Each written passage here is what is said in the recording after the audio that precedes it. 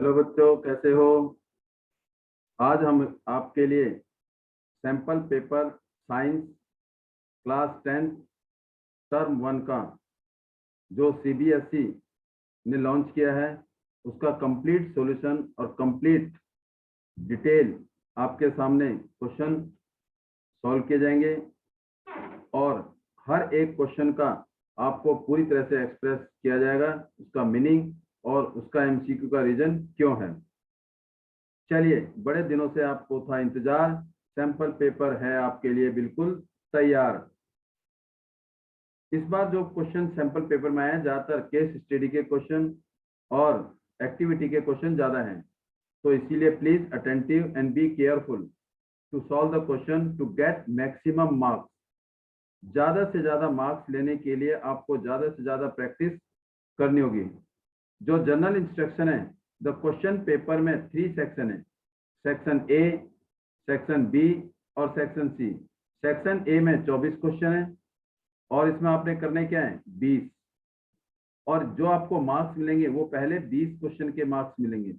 ऐसे नहीं कि आप 24 के 24 कर दो, तो आपको फर्स्ट 20 क्वेश्चन जो अटेम्प्ट किए उन्हीं के आपको मार्क्स मिलेंगे। 24 में से 20 करने हैं। सेक्शन बी में भी 24 क्वेश्चन है और इसमें आपने 20 करने हैं, और सेक्शन सी में 12 क्वेश्चन करने हैं और इसमें से आपने 10 करने हैं। और हर क्वेश्चन कैरी इक्वल मार्क्स।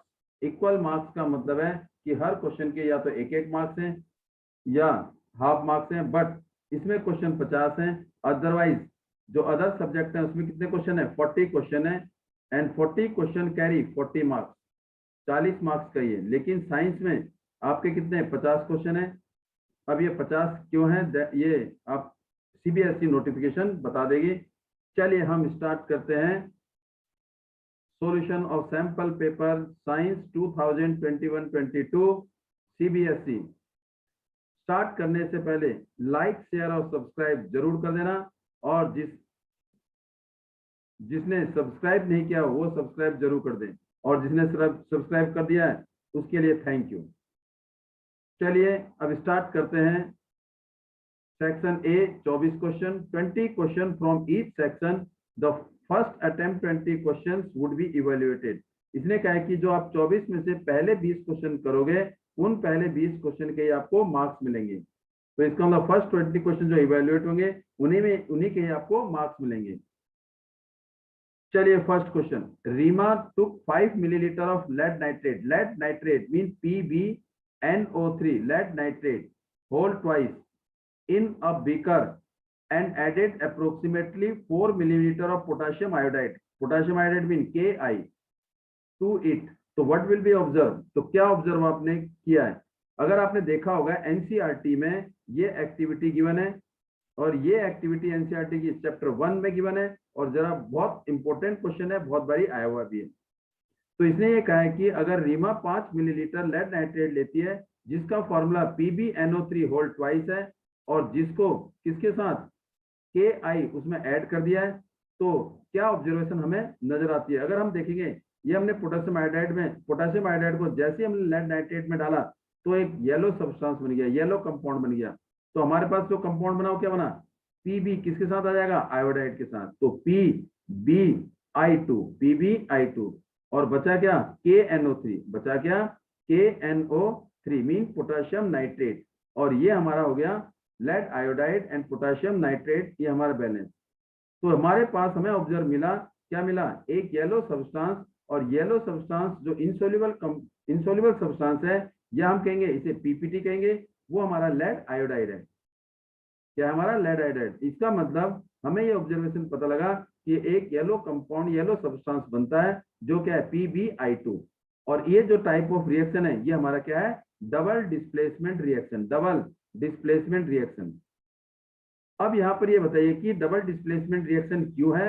आप मुझे कमेंट बॉक्स में रीजन बताएंगे why it is double displacement reaction, और साथ में ये बताएंगे कि जो रिएक्टेंट है उनकी स्टेट कैसी है। What are the state of reactant, state of reactant, इसकी रिएक्टेंट की स्टेट क्या है। तो हमारे को क्या मिला, एक येलो सब्सटेंस मिला, तो क्या है the solution turn red, no क्योंकि एसिड नहीं है। Yellow precipitate was form, yes yellow precipitate is form. तो आंसर इज बी। आंसर क्या है? ये बी। और इसके जो सॉल्यूशन आप मुझे चैट बॉक्स में भेजेंगे। Next question, identify A gas. आपने क्या करनी है? एक गैस को आइडेंटिफाई करना है इन दिस एक्सपेरिमेंट। ये हमारे एक्सपेरिमेंट, ये भी आपका किससे है? ये हमारी एनसीईआरटी की एक्टिविटीज है, और जिसमें ये क्या है? Test tube. और टेस्ट ट्यूब में क्या हमारा? जेड और जेड और साथ में क्या है? Sulphuric acid. मीन्स जो टेस्ट ट्यूब में है उसमें सल्फ्यूरिक एसिड मीन्स H2SO4। इस H2SO4 में क्या डाला? जिंक डाला। और जिंक क्या है? एक मेटल। क्या है ये? मेटल। जब एसिड के साथ रिएक्ट करता है तो क्या बनाता है? सॉल्ट बनाता है। और साथ में क्या रिलीज करता है? Hydrogen gas. क्या रिलीज करता है? Hydrogen gas. तो ये जो गैस जो पास हुई, ये डिलीवरी ट्यूब से पास हुई, और ये किसमें किसमें से पास किया? सोप सॉल्यूशन में से। अब आपसे पूछा जाएगा कि सोप सॉल्यूशन में पास क्यों किया? क्योंकि सोप सॉल्यूशन में हमारे क्या बनते हैं? बबल्स बनते हैं। क्या बनते हैं? Bubbles. Bubbles indicate the presence of gas. और ये जो बबल्स हैं, ये जो गैस है, ये क्या करेंगे? इस पानी को डिस्प्लेस कर देंगी, और ये कलेक्टेड होगी एट द टॉप। फिर इस गैस के पास हम ले गए बर्निंग कैंडल। जैसे ही बर्निंग कैंडल इस गैस के पास ले गए, इसने क्या प्रोड्यूस किया? पॉप साउंड प्रोड्यूस किया। और जिस गैस में पॉप साउंड प्रोड्यूस होती है वो कौन सी गैस होती है? Hydrogen gas. तो ए हमारी कौन सी है? Hydrogen gas. प्लस में दैट गिव्स ZnSO4 सॉल्ट, और प्लस में हाइड्रोजन गैस मिली। और हाइड्रोजन गैस कैसे पता लगी? कि इसके पास हम बर्निंग कैंडल लेंगे and produce pop sound. Therefore जो गैस ए है वो कौन सी हमारी? Hydrogen gas. कौन सी गैस है? Hydrogen gas. तो ऑप्शन कौन सा हमारे पास? बी ऑप्शन है। मूव करते हैं क्वेश्चन नंबर 3 पर। अब यहां पर क्या है? मेटल जब HCl, अगर कोई भी मेटल किसके साथ? HCl के साथ, एसिड के साथ रिएक्ट करता है तो क्या बनाता है? Salt plus hydrogen gas. Salt plus hydrogen gas. लेकिन हाइड्रोजन गैस वही मेटल रिलीज एसिड के साथ बनाएगा जो मेटल हाइड्रोजन से ज्यादा रिएक्टिव होगा। मींस जो मेटल हाइड्रोजन को डिस्प्लेस कर पाएगा वही क्या करेगा? हाइड्रोजन गैस रिलीज करेगा। तो इसलिए लिखा है मेटल अगर डाइल्यूट हाइड्रोक्लोरिक एसिड के साथ रिएक्ट करता है तो क्या बनाता है? Metal salt. और गैस, गैस कौन सी? हाइड्रोजन गैस बनाता है। अब देखते हैं इसमें which of the following combination is correct. इसका मतलब हमारे पास 4 ऑप्शन है। First, second, third and fourth. इन 4 में से कौन सा है? मेटल हमारे पास क्या है? कॉपर। गैस इवॉल्व होती है, इसका मतलब वही मेटल हाइड्रोजन गैस रिलीज करेगा जो हाइड्रोजन से ज्यादा रिएक्टिव है। अगर आप देखेंगे हाइड्रोजन हीरा, जो हाइड्रोजन से ऊपर है वो ज्यादा रिएक्टिव है, जो हाइड्रोजन से नीचे वो कम रिएक्टिव है। अगर मैंने लिखा कॉपर को किसके साथ? Cu प्लस में HCl, तो क्या होगा? Cu जो है हाइड्रोजन से बिलो रिएक्टिव है, तो ये क्या होगा? लेस रिएक्टिव है, तो no reaction will take place. No reaction will take place. अब देखते हैं क्या आयरन। आयरन मीन Fe को किसके साथ? HCl के साथ रिएक्ट किया। जब आयरन, ये आयरन जो है हाइड्रोजन से ऊपर आ रहा है, इसका मतलब iron is more reactive than hydrogen, तो हाइड्रोजन को डिस्प्लेस कर देगा। तो आंसर इज आयरन वाला सही है। तो इसका मतलब कंबाइन कर रिएक्शन क्या बनेगा? FeCl2। इसमें FeCl3 भी बन सकता है, और रिलीज क्या करेगा? Hydrogen gas. It release hydrogen gas, तो इसका मतलब Fe हो सकता है। मैग्नीशियम, मैग्नीशियम हाइड्रोजन से ऊपर है, इसका मतलब magnesium is more reactive than hydrogen, तो इसका मतलब डिस्प्लेस कर सकता है। लेकिन यहाँ क्या लिखा है? नो, तो इसलिए सी इज नॉट करेक्ट। जिंक, अगर जिंक को किसके साथ? जिंक ने किसके साथ? HCl के साथ किया, तो क्या रिएक्शन होगा? ZnCl2 प्लस में हाइड्रोजन गैस। तो इसका मतलब हाइड्रोजन गैस रिलीज हुई, क्योंकि zinc is more reactive than hydrogen. देखो जिंक जो है हाइड्रोजन से रिएक्टिविटी में ज्यादा है, ऊपर है, तो इसका मतलब जिंक जो है हाइड्रोजन गैस रिलीज करेगा। एक मैग्नीशियम था, अगर मैग्नीशियम को हम HCl के साथ रिएक्ट करेंगे तो क्या बनेगा? MgCl2 प्लस में H2 रिलीज करेगा। तो इसका मतलब मैग्नीशियम में भी क्या है? हाइड्रोजन गैस रिलीज हो रही है। तो इसका मतलब, लेकिन इसमें क्या लिखा है? नो, तो इट इज रॉन्ग। तो आंसर कौन सा हमारे पास? First and, our answer is first, second and fourth. Second and fourth, तो first and third no, first and fourth no, second and third no, तो कौन सा है? Second and fourth. तो आवर आंसर इज डी। ये हमारा D answer है। अब यहां पर हमें कैसे पता लगा? एक रिएक्टिविटी सीरीज। तो इसमें ये बताना है कि क्या आप मुझे बताओगे कि जो मरकरी है वो क्या हाइड्रोजन से कम रिएक्टिव है या ज्यादा रिएक्टिव है? क्या हाइड्रोजन डिस्प्लेस करेगा? यस या no? Write in comment box. Next question move करते हैं हम। Question number 4, which of the following is correctly represent the balance chemical equation.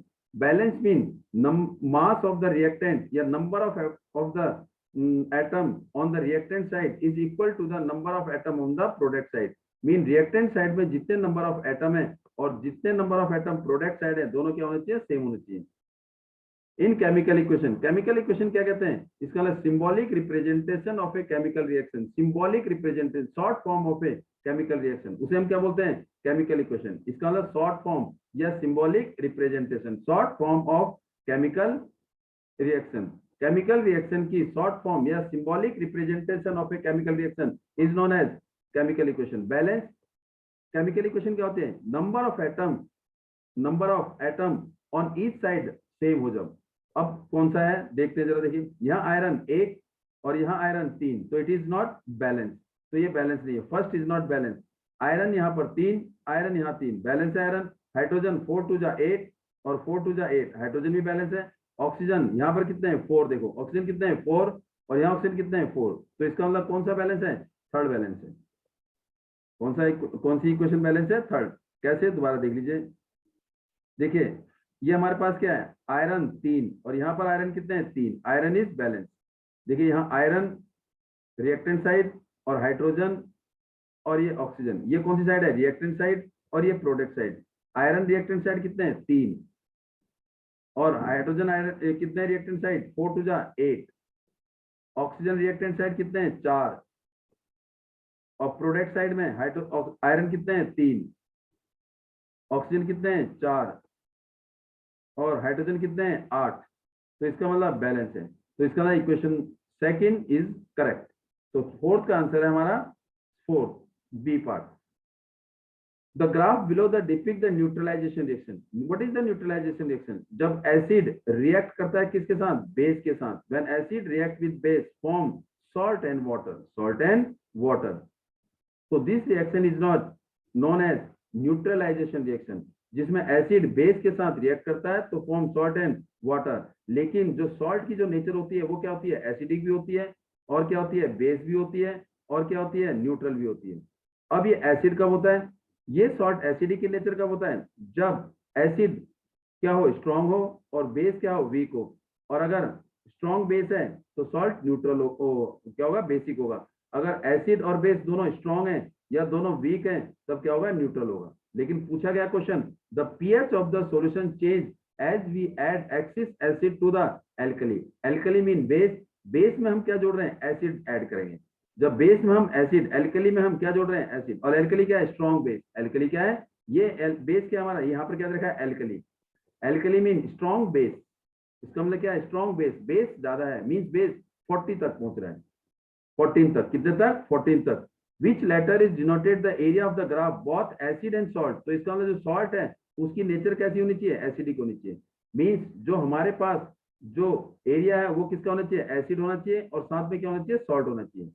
तो हम यहाँ पर चेक करते हैं, ए जो है यहाँ पर क्या है, बेस ज्यादा है, एल्कली तो 14 है, तो इसका मतलब बेसिक इन नेचर है, बेसिक प्लस क्या है आपका सॉल्ट। यहाँ पर क्या आ रहा है, नीचे नीचे आ रहा है, तो यहाँ पर क्या है, बेस और एसिड दोनों सेम हो रहे हैं, न्यूट्रलाइजेशन मीन सॉल्ट न्यूट्रल बन रहा है। लेकिन यहाँ पर एसिडिक इन नेचर नहीं है, ये क्या है बी, बेसिक एंड सॉल्ट। यहाँ पर क्या है, न्यूट्रल। और यहाँ पर क्या हो जाएगा, डी पर आते आते, डी में पीएच की वैल्यू क्या है, 7 से कम, पीएच की वैल्यू 7 से कम, ये क्या है 7 से कम मीन 2 या 3 है। तो डी पर जो है वो क्या है, सॉल्ट क्या है, एसिड भी है और बना क्या रहा है, सॉल्ट भी बना रहा है। इसका मतलब सॉल्ट इज एसिडिक नेचर, तो आंसर इज डी। क्योंकि जो हमारे पास सॉल्ट है उसकी नेचर क्या है, एसिडिक, और एसिडिक में पीएच नंबर 7 से कम होता है, तो आंसर इसलिए क्या है, डी, क्योंकि 7 से कम है। In the reaction iron with copper sulphate, iron with copper sulphate, iron को किसके साथ रिएक्ट किया, कॉपर सल्फेट के साथ, तो क्या बनाया, CuSO4 प्लस में Fe, that gives FeSO4 plus में Cu। तो क्या बनी इक्वेशन, Fe प्लस में CuSO4 that gives Cu plus में FeSO4। तो यहां से जो है हमारे पास, which option in the given below correctly represent the substance oxidise, कौन सा सब्सटेंस ऑक्सीडाइज है। अभी ऑक्सीडाइज का मतलब क्या है, एडिशन ऑफ ऑक्सीजन। ऑक्सीडाइज मतलब एडिशन ऑफ ऑक्सीजन, जिसमें ऑक्सीजन ऐड हुई है वो हमारे क्या बन जाएगा, सब्सटेंस ऑक्सीडाइज होगा। और रिड्यूसिंग एजेंट जो सब्सटेंस ऑक्सीडाइज हुआ है वो क्या कहलाएगा, reducing agent. The substance reducing agent are दो substance which get oxidise, the substance that get oxidise वो हमारा क्या कहलाएगा, reducing agent. Reducing agent is the substance which get oxidise, जो सब्सटेंस और कंपाउंड ऑक्सीडाइज हो गया वो हमारा रिड्यूसिंग एजेंट होगा, और ऑक्सीडाइज जिसमें एडिशन ऑफ ऑक्सीजन होगा। तो आयरन से बना हमारा आयरन सल्फेट, तो addition of oxygen, addition of oxygen, तो एडिशन ऑफ ऑक्सीजन का मतलब क्या है, इसमें ऑक्सीडाइज हुआ। कौन ऑक्सीडाइज हुआ, आयरन ऑक्सीडाइज हुआ, ये क्या हमारा ऑक्सीडाइज। और अभी आपने कहा है जो सब्सटेंस ऑक्सीडाइज होता है, जो सब्सटेंस ऑक्सीडाइज होता है वो किसका काम करता है, रिड्यूसिंग एजेंट का काम करेगा, रिड्यूसिंग एजेंट। तो इसका मतलब आयरन जो है वो हमारा क्या है, ऑक्सीडाइज हुआ है और क्या है, रिड्यूसिंग एजेंट का भी काम कर रहा है। तो आंसर इज ए। तो आप मुझे इसमें ये बताएंगे कि which substance is get reduce, कौन सा सब्सटेंस क्या है, which substance is get reduce, और कौन सा ऑक्सीडाइजिंग एजेंट है, which substance is get reduce और कौन सा ऑक्सीडाइजिंग एजेंट है। ये आप अपने को चैट बॉक्स में आंसर लिख के दिखाएंगे कि आपका सही है और गलत है। Next question, chemical reaction. सबसे पहले what is chemical reaction, chemical reaction क्या है, the reaction in which new substance is form, जिसमें केमिकल प्रॉपर्टी क्या होती है, कंप्लीटली चेंज होती है। Between copper, copper mean Cu, और किसके साथ, ऑक्सीजन के साथ। कैन बी कैटेगराइज है, क्योंकि केमिकल रिएक्शन बहुत सारे टाइप की है, तो उसने क्या पूछा है, डिस्प्लेसमेंट रिएक्शन। अब इसमें देखते हैं कॉपर का किसके साथ, ये डायग्राम भी दे रखा है, देखो आपको समझाने के लिए डायग्राम लिखा है। जब हमने देखा है ये क्या हीट सप्लाई किया, और ये क्या है, कॉपर ब्राउन का, और जिसको क्या किया हमने, हीट किया, तो ऑक्सीजन इसके साथ जुड़ गया, तो क्या बना, कंपाउंड C2CuO बनाया, तो क्या बन गया, कॉपर ऑक्साइड। और ये कौन सा सब्सटेंस है, ब्लैक कंपाउंड है, क्या बनाया, black compound, copper oxide, black compound, copper oxide. और जो क्या है, कॉम्बिनेशन रिएक्शन से मिला, और ये हमारा क्या है, ऑक्सीडेशन रिएक्शन भी कहलाएगा। तो इसमें कौन सा है, displacement, no displacement, decomposition, no. तो कौन सा रिएक्शन है, कॉम्बिनेशन रिएक्शन। तो ये हमारा कॉपर के साथ जब ऑक्सीजन होता है तो क्या बनता है, कॉपर ऑक्साइड, और ये हमारा क्या बन गया, कॉम्बिनेशन रिएक्शन। अब इसमें कॉम्बिनेशन रिएक्शन और दूसरा क्या आपका, ऑक्सीडेशन रिएक्शन। तो ये ब्लैक सब्सटेंस बना, तो ब्लैक सब्सटेंस का नाम क्या है, copper oxide, copper oxide. Next question देखते हैं, what is which of the given option is correctly represent the parent acid and the base। कौन सा पेरेंट एसिड है और कौन सा बेस है पेरेंट, जो कैल्शियम कार्बोनेट बनाता है। कैल्शियम कार्बोनेट का फॉर्मूला CaCO3, CaCO3। तो हम देखते हैं कि एसिड प्लस में base form salt and water. तो CaCO3 किसमें बनाता है, पहला HCl किसके साथ, NaOH के साथ। तो देखते हैं HCl एसिड और NaOH हमारा क्या है, बेस। तो बेस NaOH प्लस में HCl, ये हमारा क्या है, बेस प्लस में acid form salt and water. तो बनेगा क्या, ये हमारा वाटर आ गया H2O, और ये क्या हो गया, NaCl प्लस में H2O। तो ये हमारा क्या, NaCl बना, तो हमारा कार्बोनेट नहीं बना, तो पहला नहीं है हमारा। दूसरा क्या करेंगे, H2CO3, ये हमारा क्या है, कार्बोनिक एसिड। क्या है हमारा, कार्बोनिक एसिड। किसके साथ रिएक्ट किया, CaOH होल 2 के साथ। तो क्या बना आपका, ये हाइड्रोजन किसके साथ रिएक्ट करेगा, इस H2 के साथ। तो क्या बनेगा, H2O, और क्या बना, CaCO3, ये CaCO3 बन गया। क्या बन गया, CaCO3। और अगर आप ऐसे भी लिख सकते हो क्या,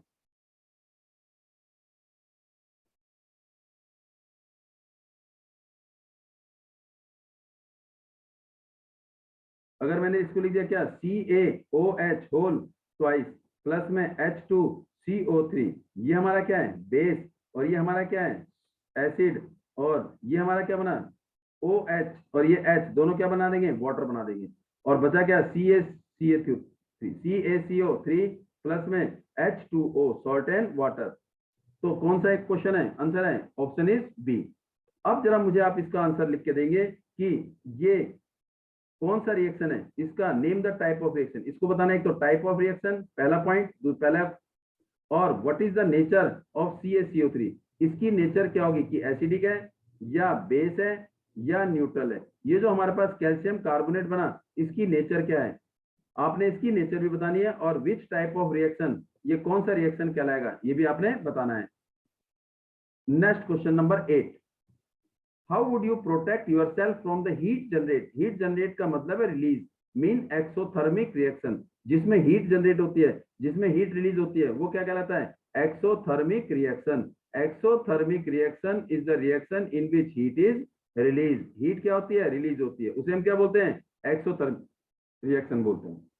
अब इसने कहा व्हाइट डाइल्यूटिंग, डाइल्यूटिंग का मतलब है addition of water, addition of water, addition of water किसमें, एडिशन ऑफ वाटर, डाइल्यूट का मतलब है पानी का ऐड करना, पानी को ऐड करना किसमें, कंसंट्रेटेड एसिड में। जब कंसंट्रेटेड एसिड में पानी ऐड करते हैं तो एसिड की कंसंट्रेशन कम होती है और पानी की कंसंट्रेशन बढ़ जाती है, और वो हमारा एसिड कहलाता है डाइल्यूट कहलाता है। तो हमें किस चीज को, क्या चीज करनी चाहिए ताकि हमें प्रोटेक्ट करें। इसमें आपके सामने फिगर देखिए, अगर हम वाटर को किसमें मिलाते हैं, एसिड में मिलाते हैं, तो क्या होता है, स्प्लैश जो मिक्सचर है वो क्या करता है, बड़ी तेजी से स्प्लैश करता है, मिक्सचर क्या होता है, स्प्लैश आउट हो जाता है, और इसमें हीट क्या होती है, बहुत ज्यादा मात्रा में होती है, जिससे जलने के चांस ज्यादा होते हैं। कब, जब हम पानी को किसे मिलाते हैं, एसिड में मिलाते हैं। क्यों, क्योंकि वाटर और एसिड का जो रिएक्शन है, वाटर और एसिड का जो रिएक्शन है, it is highly exothermic, highly exothermic, क्या ये बहुत ज्यादा एक्सोथर्मिक रिएक्शन है विच release large amount of heat. लेकिन जब आप पानी को जब हम एसिड में मिलाते हैं तो इस मिक्सचर जो होगा वो स्प्लैश आउट होगा, और जिससे क्या होगा, इट में बी कॉज टू बर्न। और जिस कांच के बर्तन में इस सॉल्यूशन को रखते हैं, इस सॉल्यूशन में रिएक्शन होता है, वो कांच का बर्तन भी टूट जाता है। जैसे मैं एक एग्जांपल बताता हूँ, जैसे घर में लेडी खाना बनाती है तो उसमें क्या होता है, किसी बर्तन में तेल रखती है, और तेल जैसे गर्म होता है उसके ऊपर अगर हम थोड़ा सा भी 1-2 ड्रॉप पानी रख दें तो क्या होगा, वो बड़ी तेजी से क्या होता है, मिक्सर स्प्लैश आउट होता है, और जो large amount of heat produce करता है, सेम वही है। तो उससे बचने के लिए हमें क्या करना चाहिए, उससे बचने के लिए हमें पानी को एसिड में नहीं मिलाना चाहिए। हमें क्या मिलाना चाहिए, एसिड को, पानी को एसिड में नहीं मिलाना चाहिए, एसिड को पानी में मिलाना चाहिए। Mean acid by adding acid to water with constant stirring, और हल्के होते उसको क्या करना चाहिए, हिलाते रहना चाहिए। तो ऑप्शन इज ए। तो हमें एसिड को पानी में थोड़ा थोड़ा करके मिलाना चाहिए और साथ में हिलाते रहना चाहिए, ताकि उसकी जो हीट है वो इवनली डिस्ट्रीब्यूट हो जाए, इवनली पानी में घुलती चली जाए, ताकि लार्ज अमाउंट ऑफ हीट एकदम अचानक प्रोड्यूस ना हो। Question number 10, Why it is important to balance? Balance means बराबर, means right hand side, left hand side दोनों बराबर। Skeletal chemical equation, skeletal means जो equation, skeletal chemical equation, actual reaction में जो इक्वेशन बनती है उसे हम बोलते हैं skeletal chemical equation. The equation which we obtain during the chemical reaction is known as skeletal chemical equation. The reaction which we obtain, वो रिएक्शन जो हमें केमिकल रिएक्शन से मिलती है, चाहे वो बैलेंस है चाहे वो बैलेंस नहीं है, उसको हम स्केलेटल केमिकल इक्वेशन कहते हैं। The equation which we obtain during the chemical reaction is known as chemical equation. वो बैलेंस हो भी सकती है और बैलेंस नहीं भी हो सकती है। तो आपने देखा है मैंने तराजू रखे हैं, ये क्या है, एक राइट और ये लेफ्ट, जो आपके लेफ्ट और राइट दोनों बराबर नहीं है, तो ये क्या है, अनबैलेंस, और ये मेरी क्या हो जाएगी, स्केलेटल हो जाएगी। क्या हो जाएगी, स्केलेटल। लेकिन यहाँ पर क्या है, इसको बैलेंस कर दिया, मीन हमारा लेफ्ट हैंड साइड मीन जो हमारा रिएक्टेंट है, और ये हमारा राइट हैंड साइड जो हमारा प्रोडक्ट है, दोनों का मास क्या है, बराबर है। तो इसका मतलब स्केलेटल केमिकल इक्वेशन को बैलेंस करने की जरूरत क्यों होती है, क्योंकि law of conservation of mass को ओबे करना पड़ता है।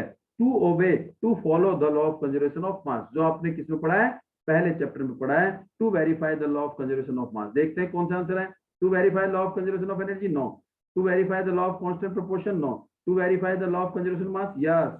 हमारा आंसर है सी, आंसर है, our answer is C. This is question number 10। अब मूव करेंगे question number 11। Carefully study the diagram of human respiratory system. Respiratory means oxidation of food will take place. जो food क्या होता है, oxidise होता है, और फिर सिंपलर फॉर्म में कन्वर्ट होके हमें क्या मिलता है, सेल के साथ मिलकर हमें क्या मिलती है, एनर्जी मिलती है। Human respiratory system level A का रखा है, level B, level C and level D, 4 level हमें नीचे डायग्राम में दे रखे हैं। Select the option which is correct and identify the main function. इसमें दे रखा है और बताना है कि कौन सा है। पहला हमारा ट्रैकिया, यस, पहला क्या हमारा ट्रैकिया।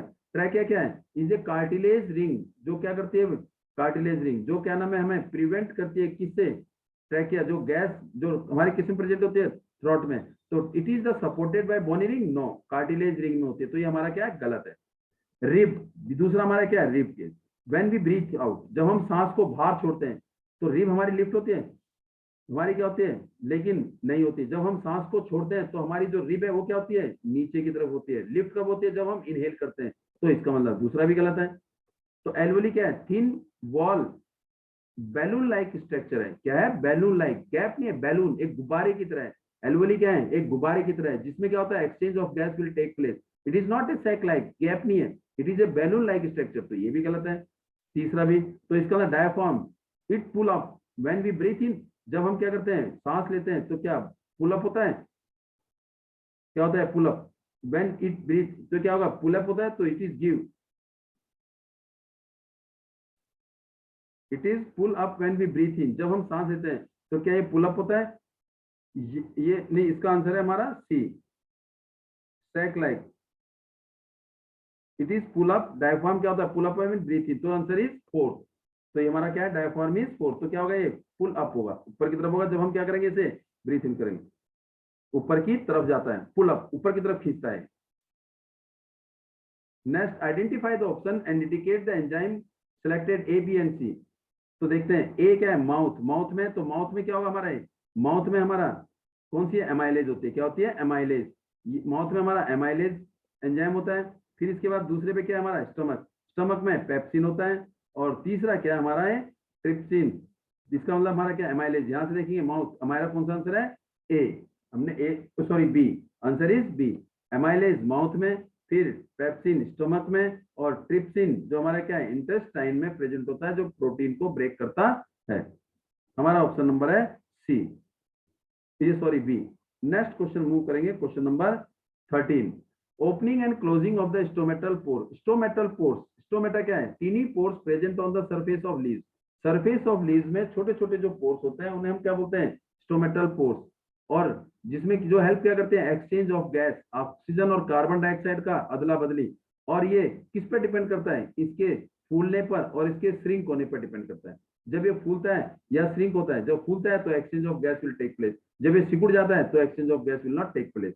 तो सिकुड़ना और फूलना किस पे डिपेंड करता है, वाटर की कंसंट्रेशन पर। गार्ड सेल फूलते हैं और गार्ड सेल सिकुड़ जाते हैं, कब, it depend upon the concentration of water. तो देखते हैं कौन सा ऑप्शन है, एटमॉस्फेरिक टेम्परेचर, नो कोई फर्क नहीं पड़ता, oxygen concentration around the stomata, कोई नहीं, carbon dioxide concentration around the stomata, no, तो क्या है water content in the guard cell, पानी की कंसंट्रेशन गार्ड सेल में कितनी है, इसका मतलब guard cell will swell up when exchange of gas और वाटर विल टेक प्लेस, इसका मतलब वाटर की प्रेजेंस उसके अंदर है, जिससे क्या होगा वाटर की प्रेजेंस से क्या होगा opening and closing of the stomata. और स्टोमेटल पोर्स क्या है tiny pores present on the surface of leaves, और जो किसको उस क्या नाम है स्टोमेटा को क्या करते हैं बचाते हैं, कौन बचाता है गार्ड सेल, प्रोटेक्ट करता है स्टोमेटा को। Next 14 question given below, the figure given below the systematic plan of blood circulation, blood circulation circulatory system का पार्ट है 1 to 4, identify the correct level with its function, level करना है। Pulmonary vein देखो सामने आपके diagram है, ये क्या कर रहा है, ये हमारे क्या है लंग्स है, लंग से क्या आ रहा है ब्लड आ रहा है, किस में आ रहा है हार्ट में आ रहा है, लंग से ब्लड जो हार्ट में आएगा वो क्या हो, कौन सी होंगी पल्मोनरी वेन, और पल्मोनरी वेन क्या करती है ब्लड, प्योर ब्लड को हार्ट तक लाती है, प्योर ब्लड को हार्ट तक लाती है। Link take impure blood, impure blood का मतलब नहीं है तो इट इज रॉन्ग, तो क्योंकि ये देखिए यहां से क्या है पल्मोनरी वेन प्योर ब्लड को हार्ट पर ला रही है, कौन से लेफ्ट एट्रियम में, और left part of the heart हमेशा प्योर ब्लड कैरी करता है, लेफ्ट पार्ट हार्ट के लेफ्ट पार्ट में हमेशा प्योर ब्लड फ्लो होता है, शुद्ध पानी ऑक्सीजनेटेड, शुद्ध ब्लड ऑक्सीजनेटेड ब्लड फ्लो होता है लेफ्ट एट्रियम में, और ये कहां से आता है लंग से आता है, तो इसका मतलब pulmonary vein impure blood no wrong. Pulmonary arteries, pulmonary arteries दूसरा क्या है pulmonary arteries, it is not pulmonary arteries, ये पल्मोनरी आर्टरीज है ही नहीं पहली बात तो, क्यों पल्मोनरी आर्टरीज ब्लड को प्यूरिफिकेशन के लिए भेजती है, कहां पर लंग्स में, हार्ट से लंग्स में, हार्ट से लंग्स में ब्लड को प्यूरिफाई करने के लिए जो आर्टरीज आती भेजती है वो क्या होती है पल्मोनरी आर्टरीज। तो pulmonary arteries send the impure blood from heart to lungs for purification, तो सेकंड इज आल्सो रॉन्ग।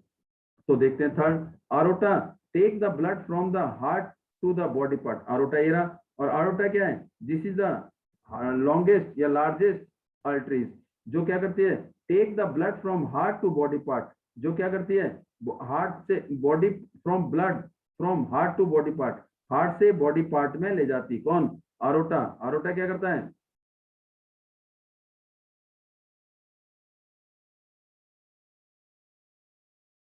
आरोटा क्या करता है टेक द ब्लड फ्रॉम, किसे from heart to body part, heart से कहा जाता है बॉडी पार्ट में, आरोटा लेकिन यहाँ पर थर्ड लेवल पर कौन है, अरोटा, ये रहा भाई, अरोटा है, no it is not aorta. ये क्या है हमारा, ये carry the blood from heart to lungs, heart से लंग्स में लेता है कौन, पल्मोनरी आर्टरी, तो इट इज आल्सो रॉन्ग।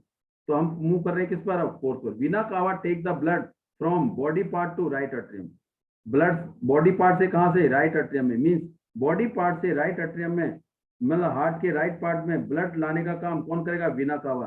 तो ये हमारा क्या है, सही है, फोर्थ आंसर। तो आंसर इज फोर्थ, तो राइट आंसर इज फोर्थ। इसका राइट आंसर क्या है, फोर्थ, क्योंकि वीना कावा जो है वो क्या करती है, ब्लड को कहां से, बॉडी पार्ट से राइट अट्रियम तक लाने का, पहुंचाने का काम करती है।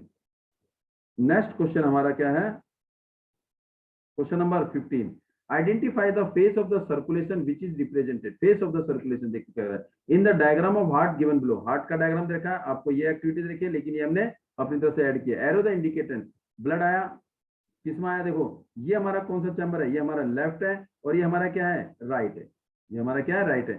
तो देखते हैं यहाँ पर जो ब्लड है वो लेफ्ट अट्रियम से कहाँ जा रहा है, इसका मतलब बॉडी पार्ट में जा रहा है, कहाँ जा रहा है, बॉडी पार्ट में।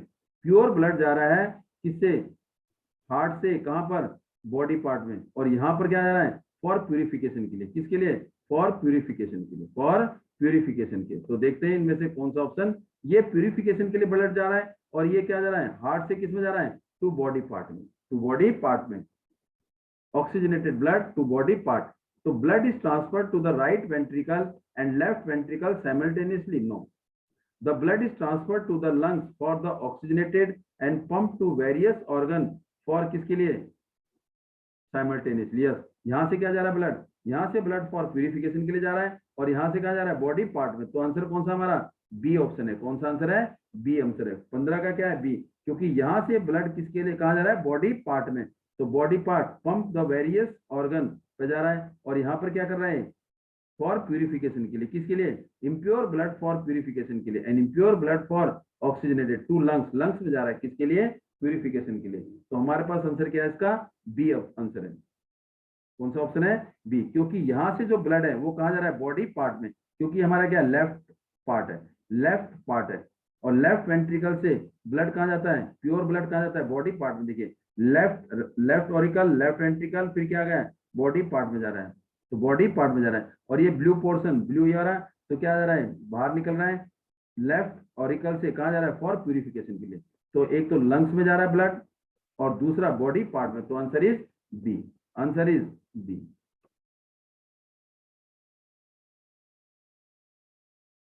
तो answer is B, answer is B. Next question, question number 16, ये क्या है, ह्यूमन डाइजेस्टिव सिस्टम। पहला क्या हमारा, ये माउथ, फिर क्या हमारा ये पेनक्रियाज, फिर क्या है इंटेस्टाइन, स्मॉल इंटेस्टाइन, ये भी क्या बता रही है, स्मॉल इंटेस्टाइन, या लार्ज इंटेस्ट, एनएस से है लार्ज इंटेस्टाइन, ये। अब यहाँ पर देखिए माउथ, फर्स्ट माउथ है, माउथ में क्या है, length of this depend on the food organism, नहीं, initial phase of the starch digestion, हाँ initial phase of the starch digestion, मतलब स्टार्च को डाइजेस्ट करने की इनिशियल फेज कहाँ होती है, माउथ के अंदर। तो कौन सा आंसर है पहला, फर्स्ट का बी, ये हमारा क्या है, फर्स्ट है, बी। फिर क्या कर रहा है, सेकंड, सेकंड हमारा क्या है, एक तरह से पेनक्रियाज, तो वो क्या कर रही है, in length, no, increase the efficiency of the lipase enzyme action, yes, क्या करती है, लाइपेज एंजाइम, क्योंकि लाइपेज एंजाइम की एफिशिएंसी मींस लाइपेज एंजाइम की एफिशिएंसी को बढ़ाता है, क्योंकि एल्कलाइन बनाता है। तो इसका मतलब क्या है, सी, ये हमारा है सेकंड। सी, थर्ड के लिए क्या कर रहा है, थर्ड हमारा क्या है, इंटेस्टाइन, इंटेस्टाइन क्या कर रहा है, complete digestion will take place, complete digestion will take place, किसमें, सी में। तो आंसर क्या आएगा इसमें, थर्ड, ये हमारा हो गया सी। तो फर्स्ट का बी, फर्स्ट का बी, ये रहा फर्स्ट का बी, सेकंड का सी, थर्ड का डी, फोर्थ का ई हो जाएगा। तो answer is B, answer is B. तो इसका आंसर है B. Next question, Which of the following mirror, mirror क्या है, mirror is a shiny surfaces where the reflection will take place. Dentist examine the small cavity of the parents की, parents और patient की जो cavity होती है, उसको छोटी छोटी जो कैविटी होती है उसको देखने के लिए डेंटिस्ट कौन सा मिरर यूज करता है, कन्वेक्स, कन्वेक्स में तो उल्टा दिखाई देगा, ओ सॉरी बहुत छोटा दिखाई देगा, तो इसका मतलब ये तो यूज नहीं करेगा। प्लेन मिरर सेम साइज का, उसको देख क्या देखना है, साइज बड़ा दिखना है। तो कौन सा, कनकेव मिरर। कौन सा, कनकेव मिरर। कनकेव मिरर क्यों रखेगा, क्योंकि कनकेव मिरर अगर वो यूज करता है तो जो ये जो मिरर है और ये जो दांत जो ऑब्जेक्ट है, ऑब्जेक्ट को कहाँ रखेगा, बिटवीन फोकल लेंथ और किसके बीच में, पोल के बीच में। तो लेंथ मिरर को बिल्कुल जो आपका ऑब्जेक्ट है दांत है उसको किसमें, फोकल लेंथ फोकस और पोल के बीच में रखेगा। ये पोल है, ये फोकस है। अगर टीथ को यहाँ रखता है तो हमें कैसी इमेज दिखाई देती है, इन्वर्टेड। कैसे दिखाई देगी,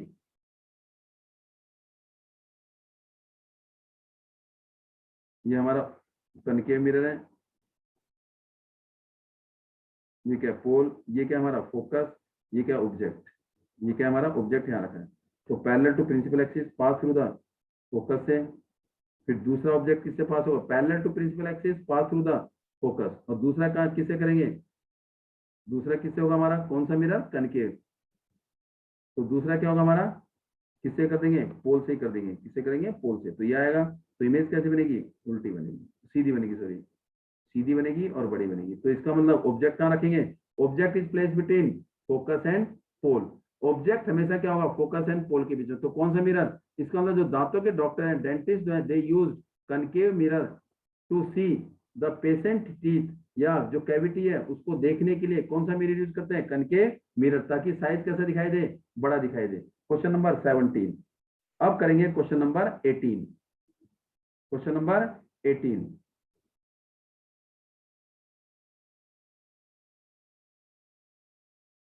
which of the following image formation seen by converging mirror। converging mirror means, converging mirror क्या होता है, हमारा जो कन्वर्ज करता है, converging lens, sorry converging lens जो कन्वर्ज करेगा, मींस पैरेलल रे को क्या करेगा, कन्वर्ज करेगा। क्या करेगा, कन्वर्ज करेगा। It is the converging lens. तो convex lens is known as converging lens. तो कौन सा ठीक है, ये हमें बताना है।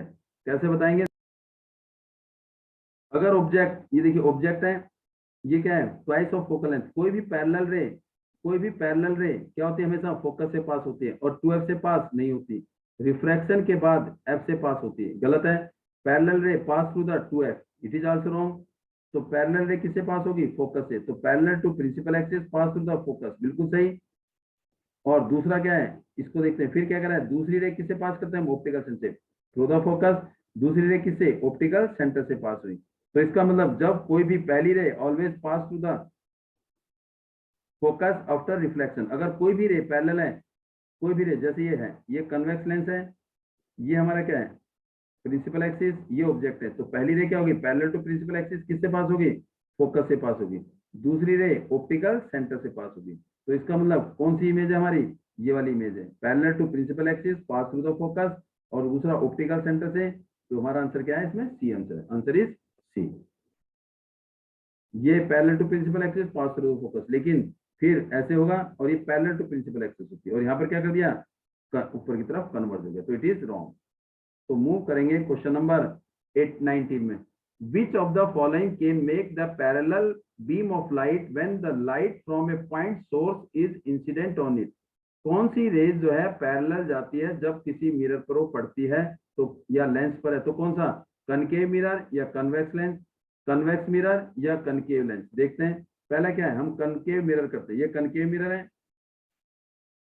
तो अगर कनकेव मिरर में अगर हमने किससे पास किया, अगर फोकस, ये सी और ये फोकस, अगर फोकस से पास होगा तो टकराया, टकराने के बाद क्या होगा, प्रोड्यूस पैरेलल रेज। तो इसका मतलब एक तो कनकेव मिरर हो गया, कनकेव मिरर, और दूसरा कौन सा, एक कन्वेक्स मिरर कह रहा है, देखो ध्यान से, कन्वेक्स मिरर लिया, ये ले लिया, और ये क्या है, प्रिंसिपल एक्सिस, ये क्या हमारा जो मिडिल लाइन जो लेंस को दो बराबर भागों में पार्ट कर, ये एफ और ये क्या है 2f, this is f1 2f1 f1, ये क्या है f2 और ये 2f2।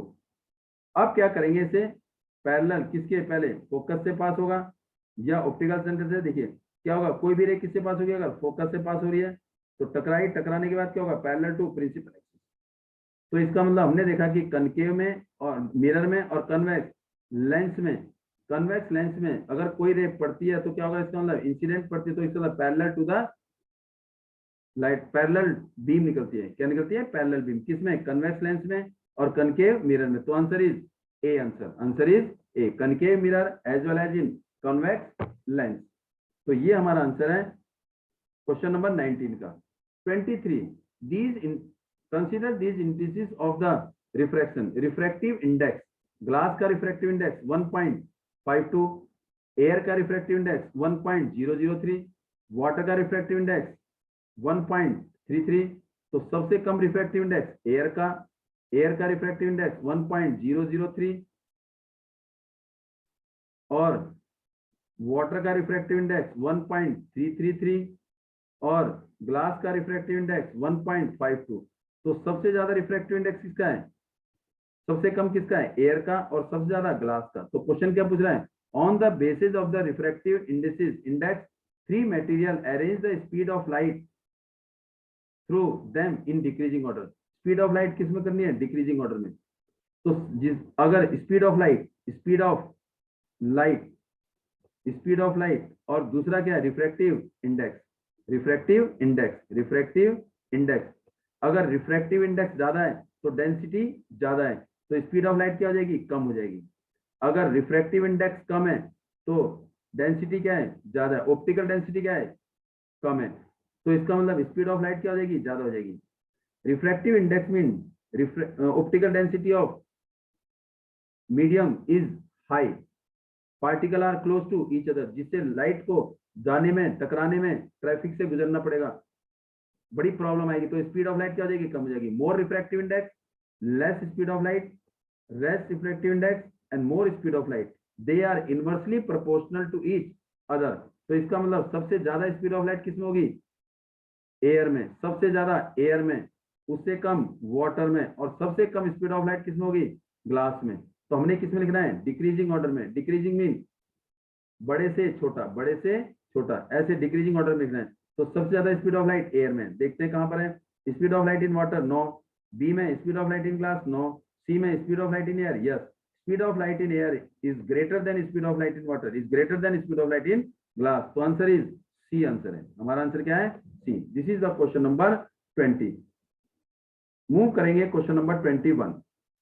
A beam of light and a beam of violet that is incident on the same angle, एक सेम एंगल पर क्या कर रही हो, टकराई। फिर क्या कर रहा है, inclined of the air medium to produce the angle of refraction R and V. इसका मतलब एंगल ऑफ रिफ्रैक्शन प्रोड्यूस किया आर और we.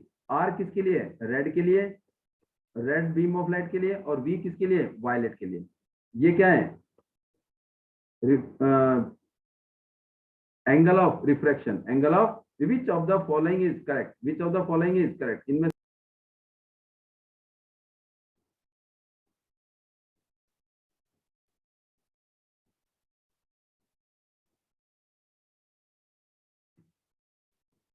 while refractive index for, और एंगल ऑफ रिफ्रैक्शन आर किसके लिए, रेड के लिए, और वी किसके लिए, वायलेट के लिए। जैसे इंसिडेंट रे पड़ी, यहाँ पर क्या ड्रॉ करेंगे हम, नॉर्मल। क्या ड्रॉ करेंगे, नॉर्मल। और नॉर्मल ड्रॉ करने के बाद हमारे पास क्या मिलेगा, एंगल ऑफ रिफ्रैक्शन किसका, हमारे पास एंगल ऑफ रिफ्रैक्शन मिलेगा। ये हमारी कौन सी है, रेड लाइट है, रेड रेज है, और ये कौन सी है, वायलेट। ये कौन सा एंगल है, ये हमारा किसके लिए है, ये रे हमारी क्या है, इंसिडेंट रे, और ये क्या हमारी रिफ्रैक्टेड रे, और ये क्या है, एमर्जेंट रे। क्या है ये, एमर्जेंट रे। और ये पूछ रहा है क्या है, angle of reflection, angle of refraction. तो यहाँ पर आएगा, तो ये क्या है, angle of refraction for red का ज्यादा है किसके, एंगल ऑफ किसके लिए, रिफ्रैक्शन फॉर किसके लिए, वायलेट के लिए। ये अगर रेड के लिए क्या है, आर, और वायलेट के लिए क्या है, वी। तो इसका मतलब R is greater than V, किसके लिए, एंगल ऑफ रिफ्रैक्शन में आर ग्रेटर देन वी, क्योंकि एंगल ऑफ रिफ्रैक्शन रेड के लिए कौन सा, ये वाला एंगल, यहाँ पर ये सीरीज आ रही है। तो this is angle is form by R, form by red colour which is R angle of refraction, क्योंकि ये मेरी क्या है, refracted ray. This is incident ray, this is refracted ray, और ये क्या है, एमर्जेंट रे। उसने क्या पूछा है, एंगल ऑफ रिफ्रैक्शन पूछा है। तो एंगल ऑफ रिफ्रैक्शन हमारा कौन सा होगा, ये वाला होगा। और ये क्या है, वायलेट, वायलेट कलर में एंगल ऑफ रिफ्रैक्शन वी, ये बन रहा है। तो R is greater than V, R is greater than V. तो आंसर क्या होगा हमारे पास, बी आंसर होगा, आंसर इज बी। और ये क्या है, एमर्जेंट। अगर वो पूछता है एंगल ऑफ एमर्जेंट, देन हमारे पास जो है क्वेश्चन थोड़ा सा क्या होता है, चेंज हो जाता है। तो this is angle R is greater than angle we.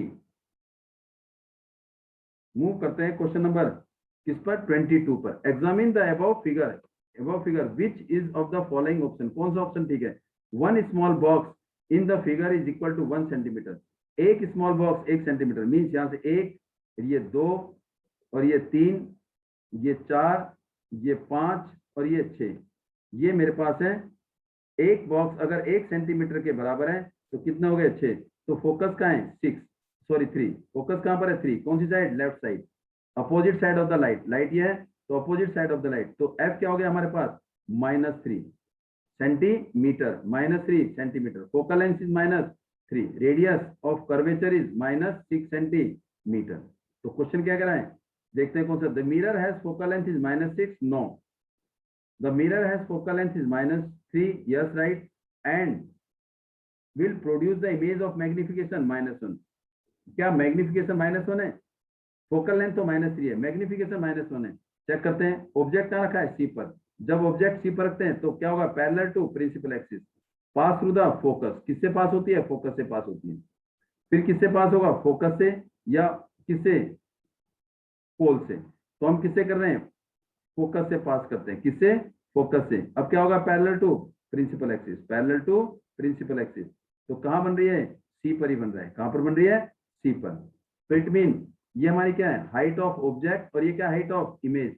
तो हाइट ऑफ ऑब्जेक्ट और हाइट ऑफ इमेज दोनों क्या है, सेम है। तो it mean m is equal to h2 upon में h1, means height of image to the height of object, mean hi upon में ho। तो हाइट ऑफ इमेज दोनों सेम है, तो क्या होगा, साइन किसका हो जाएगा, h2, हाइट नीचे की तरफ आ रही है, तो क्या आएगा, दोनों सेम है, hi अपॉन में hi और साइन माइनस दोनों कट इज इक्वल टू -1। तो मैग्निफिकेशन इज -1 और फोकल लेंथ इज -3। तो option is will produce image is magnification, क्योंकि इमेज क्या बन रही है, रियल बन रही है, रियल बन रही है, इन्वर्टेड बन रही है, real, inverted and same size of the object, and same size of the object. Object के सेम साइज के बराबर अगर इमेज बने और रियल बने, इन्वर्टेड बने, तो मैग्निफिकेशन हमेशा नेगेटिव होता है। और 1 किसके लिए है, सेम साइज के लिए। माइनस किसके लिए, -1, minus mean real and inverted, real and inverted. Minus किसके लिए, रियल एंड इन्वर्टेड के लिए। और 1 किसके लिए, इसका मतलब same size, same size, same size और रियल एंड इन्वर्टेड। तो ऑप्शन इज बी। ऑप्शन क्या है हमारे पास, B. Question number 22, the angle of incident from air to glass, air से कहां जा रही है, ग्लास में। तो इसका मतलब सीधी लाइन जा रही है, क्या लाइन जा रही है, सीधी। जब सीधी लाइन जा रही है तो कोई एंगल बेंड नहीं हो रही, रे बेंड नहीं हो रही, तो इसका मतलब angle of incident from air to glass at the point O on the hemispheric glass is 45, 0, 90। क्या आंसर है, 0। Answer is 0। तो इसका आंसर क्या है, 0। Next, ABC is the prism, base कितना है इसका, BC is the base, is placed at the different orientation. A narrow beam of white light is incident on the prism as shown in figure. Which of the following diagram after dispersion? Dispersion means splitting of a white light into 7 different colors. एक white light का 7 different colour में टूटना हमारे क्या कहलाता है, dispersion. 7 different colour VIBGYOR, VIBGYOR, एक white light का 7 कलर में टूटना हमारा डिस्पर्जन कहलाता है। The third color from the top of the spectrum corresponding to the color of the sky. तो कौन सा है, ब्लू है। क्या है, ब्लू। तो इसका मतलब क्या है, कौन सा हमने देखना है कि कौन सा अरेंजमेंट होगा। यहाँ पर क्या है हमारे पास, ये तो व्हाइट लाइट है, तो ये तो हो नहीं सकता। और ये क्या है, ये ऐसे रखते नहीं है, ये ऐसे रखते नहीं है, तो क्या है, ये इन्वर्टेड प्रिज्म है। ये क्या हमारा इन्वर्टेड प्रिज्म। हमने न्यूटन ने क्या करा था, एक प्रिज्म लिया था जिसमें इंसिडेंट रे पास हो रही थी। फिर उसके बाद क्या हुआ, एक प्रिज्म और लिया, और वो कौन सा लिया, इन्वर्टेड प्रिज्म लिया। और फिर ये रे पास हो गए, क्या गई, इसमें गई। और ये कौन सा कलर था, वायलेट, रेड, जो भी था, इसने क्या कहा, ब्लू। तो इसका मतलब ये रे आ रही है, ये रे इस पर पड़ रही है, और ये क्या होगी, इसको ऑटोमेटिकली व्हाइट में कन्वर्ट हो जाएगी। तो कौन सा आ रहा है, ये वाला, बी। तो answer is B. Answer is B is right. Question number 24। अब मूव करेंगे क्वेश्चन नंबर सेक्शन बी। इसमें भी कितने क्वेश्चन है, 24 किससे लेके 25 से लेके 48 तक, 20 क्वेश्चन इन दिस सेक्शन। पहले 20 क्वेश्चन अगर आप करोगे तो उसी के आपको मार्क्स मिलेंगे। अब हम मूव करते हैं क्वेश्चन नंबर 24 पर। Please like, share and subscribe, please like, share and subscribe, and that will be create or encourage to make more and hot question for you. Question number 25 जो हमारा section B का पहला question है और serial में कौन सा है 25। लाइमस्टोन CaCO3 लाइमस्टोन हीट किया मींस तो क्या बना हमारा CaO प्लस CO2। जब हीट करते हैं तो इसका मतलब decomposition reaction will take place in presence of heat. तो क्या हो गया decomposition reaction means thermal decomposition. क्या बन गया है थर्मल डिकम्पोजिशन रिएक्शन। कौन सा रिएक्शन हो गया थर्मल डिकम्पोजिशन रिएक्शन। क्यों क्योंकि हीट सप्लाई की और जिसमें हीट सप्लाई की जाती है उसे हम साथ में क्या बोलते हैं एंडोथर्मिक रिएक्शन। क्या बोलते हैं इसे ये इसके अलावा क्या है हीट एब्जॉर्ब हुई एंडोथर्मिक रिएक्शन हीट एब्जॉर्ब हुई। फिर ये बना CaO बन गया इसको किसके साथ रिएक्ट किया CO2 ये बना। फिर उसके बाद वाटर बनाया तो क्या बना ऑटोमेटिकली इस वाटर ने किसके साथ इस X के साथ रिएक्ट किया। X मीन CaO के साथ किसके साथ CO के साथ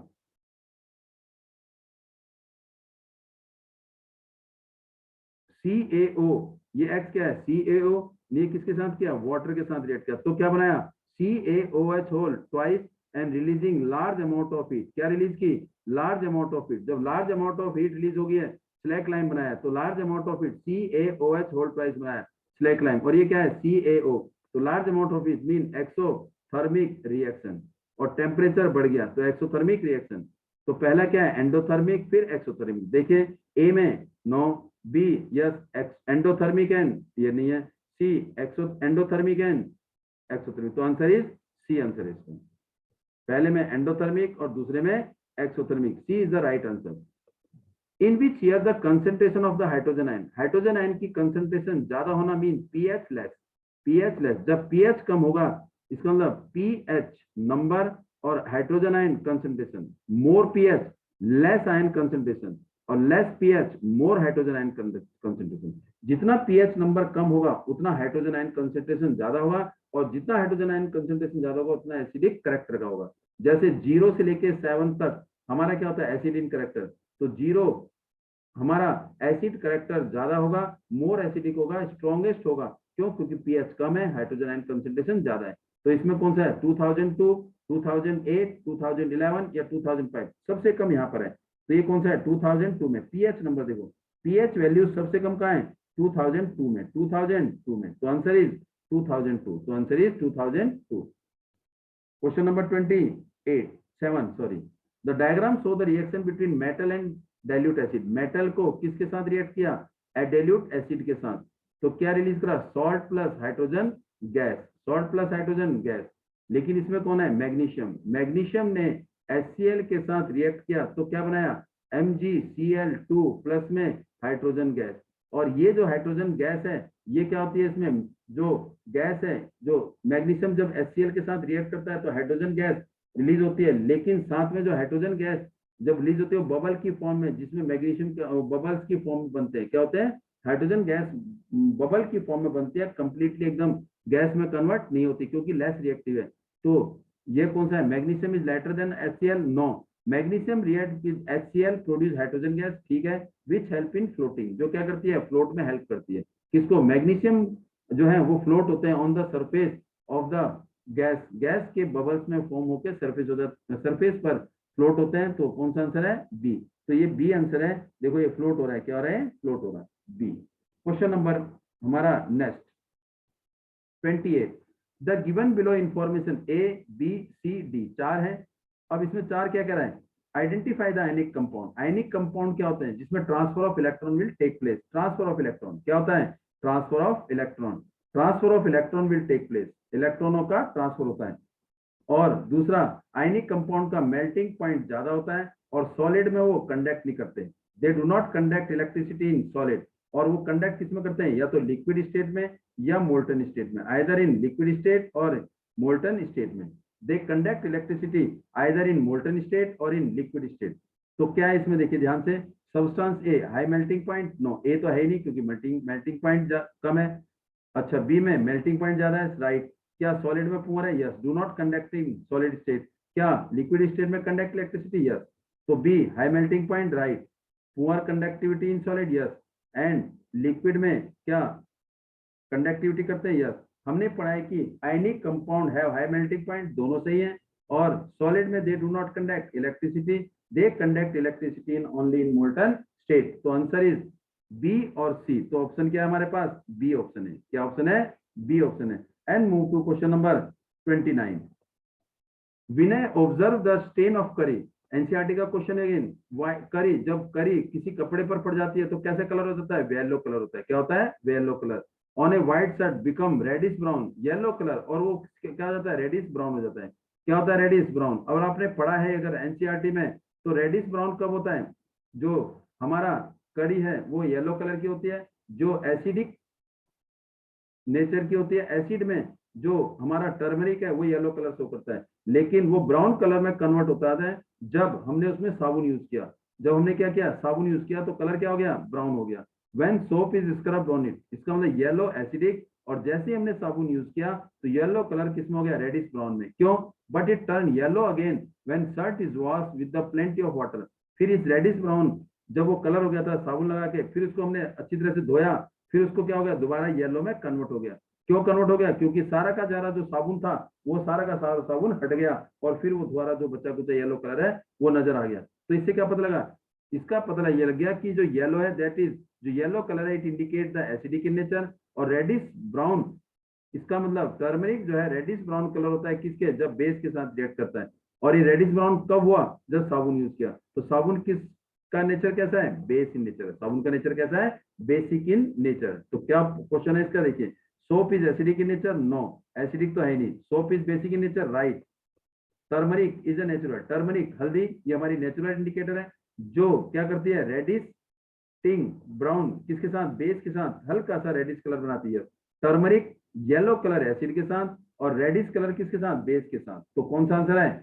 सेकंड और third. Second and third is the right answer. तो ऑप्शन हमारे पास क्या है? B, second and third. Second and third is the right answer. Question number 30। Move करते हैं क्वेश्चन नंबर 30 पर। 30 कह रहा है which of the following setup bulb will glow. Bulb हमने पढ़ा है, एक्टिविटी देखिए, बल्ब जब ग्लो होता है कब होता है? जब एसिडिक करेक्ट होता है, या तो H2SO4 हो, या क्या हो? लाइम वाटर हो, या एसिडिक करेक्टर का कोई भी सॉल्यूशन हो, उसमें बल्ब ग्लो होगा। तो देखते हैं, क्या डाइल्यूट एसिड में बल्ब ग्लो होगा? यस। क्या अल्कोहल में? नो। क्या शुगर सॉल्यूशन में? नो। क्या लाइम वाटर में? यस। लाइम वाटर, तो क्या है इसका मतलब? एसिडिक इन करेक्टर है। तो किसमें? फर्स्ट में एंड फोर्थ में। तो कौन सा ऑप्शन है? बी ऑप्शन है। किसका? 30 का आंसर हमारा बी ऑप्शन है। First and fourth, first and fourth is the B answer. अब मूव करते हैं क्वेश्चन नंबर 31। 31 क्या कह रहा है? देखिए ध्यान से, ये हमारे असर्शन और रीजन वाले बड़े अच्छे क्वेश्चन है। वो आपको मैंने वीडियो भी बना रखी है, वीडियो भी भेज रखी है, और वर्कशीट भी आपके सामने अवेलेबल मिलेगी। आपको हर क्वेश्चन आपके वर्कशीट के सब टाइप के क्वेश्चन आपको मिल जाएंगे। अगर ये क्वेश्चन कह रहा है असर्शन रीजन में क्या है, देखिए, अगर ए और आर दोनों, असर्शन एंड रीजन अगर दोनों सही है, और R is the correct explanation of A, जो रीजन है वो ए का करेक्ट एक्सप्लेनेशन है, तो हम क्या लगाएंगे? Answer A. A reason, R का मतलब है रीजन, मीन अगर हम ए को पढ़ेंगे और अगर आर का रिलेशन अगर ए से है, या बिकॉज, या उसका ए का जो सॉल्यूशन है, ए का जो आंसर है, अगर आर को सेटिस्फाई आर में आ रहा है, या R is the reason, why लगा के अगर उसका आंसर रीजन में आ रहा है, तो इसका मतलब हमारा आर ठीक है, और ए जो है, आर जो है ए का करेक्ट एक्सप्लेनेशन। तो हम देंगे आंसर ए। अगर ए और आर दोनों सही है, लेकिन दोनों एक दूसरे से इंटरकनेक्टेड नहीं है, दोनों का एक दूसरे से कोई रिलेशन नहीं है, लेकिन दोनों करेक्ट है, तो हम लगाएंगे बी।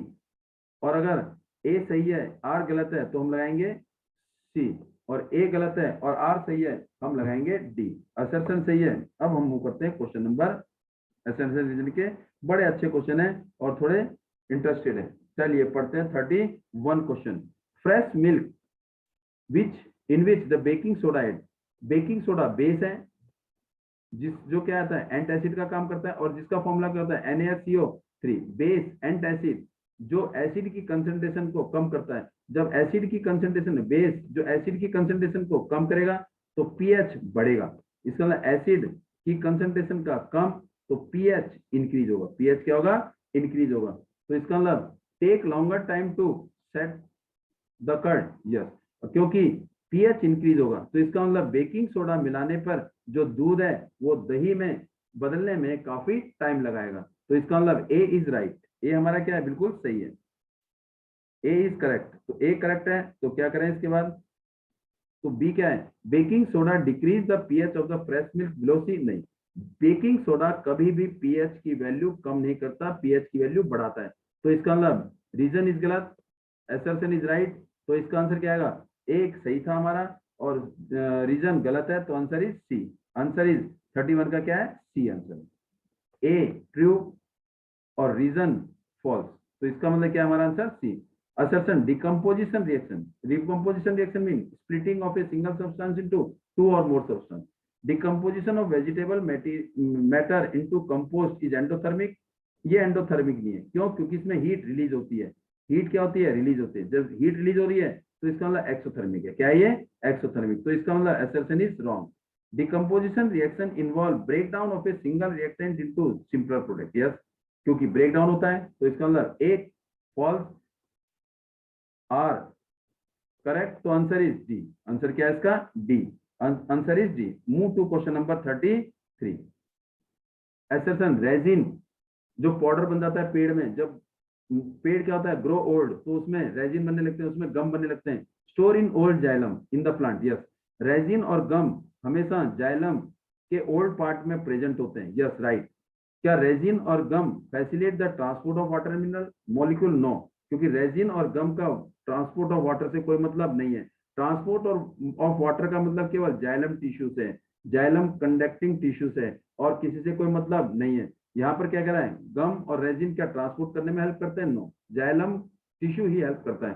तो इसका मतलब 33 का आंसर है हमारा सी, क्योंकि ए सही है और रीजन हमारा गलत है। फिर assertion, sky appear blue at the day time. Yes, sky क्या होता है, ब्लू ही कलर होता है, बिल्कुल सही, स्काई इज ब्लू। लेकिन white colour is composed of 7 colour. क्या व्हाइट कलर में 7 कलर है, यस, यस ये भी सही है, क्यों, विप ग्योर है। लेकिन अगर आपको देखा जाए कि 7 कलर तो हैं, लेकिन उसका रीजन ये नहीं है कि स्काई का कलर ब्लू है, क्या उसका रीजन ये है कि व्हाइट कलर, स्काई में जो व्हाइट लाइट है उसमें 7 कलर है, no.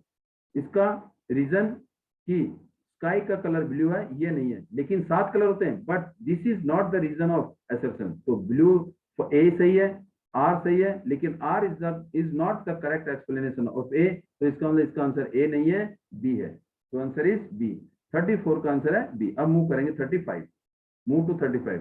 This given below the reaction between few element and acid and base. जब एसिड को हम बेस के साथ रिएक्ट करते हैं तो बनाता है salt and water and devolve hydrogen gas. And devolve, ये कह रहा है hydrogen gas, release hydrogen gas.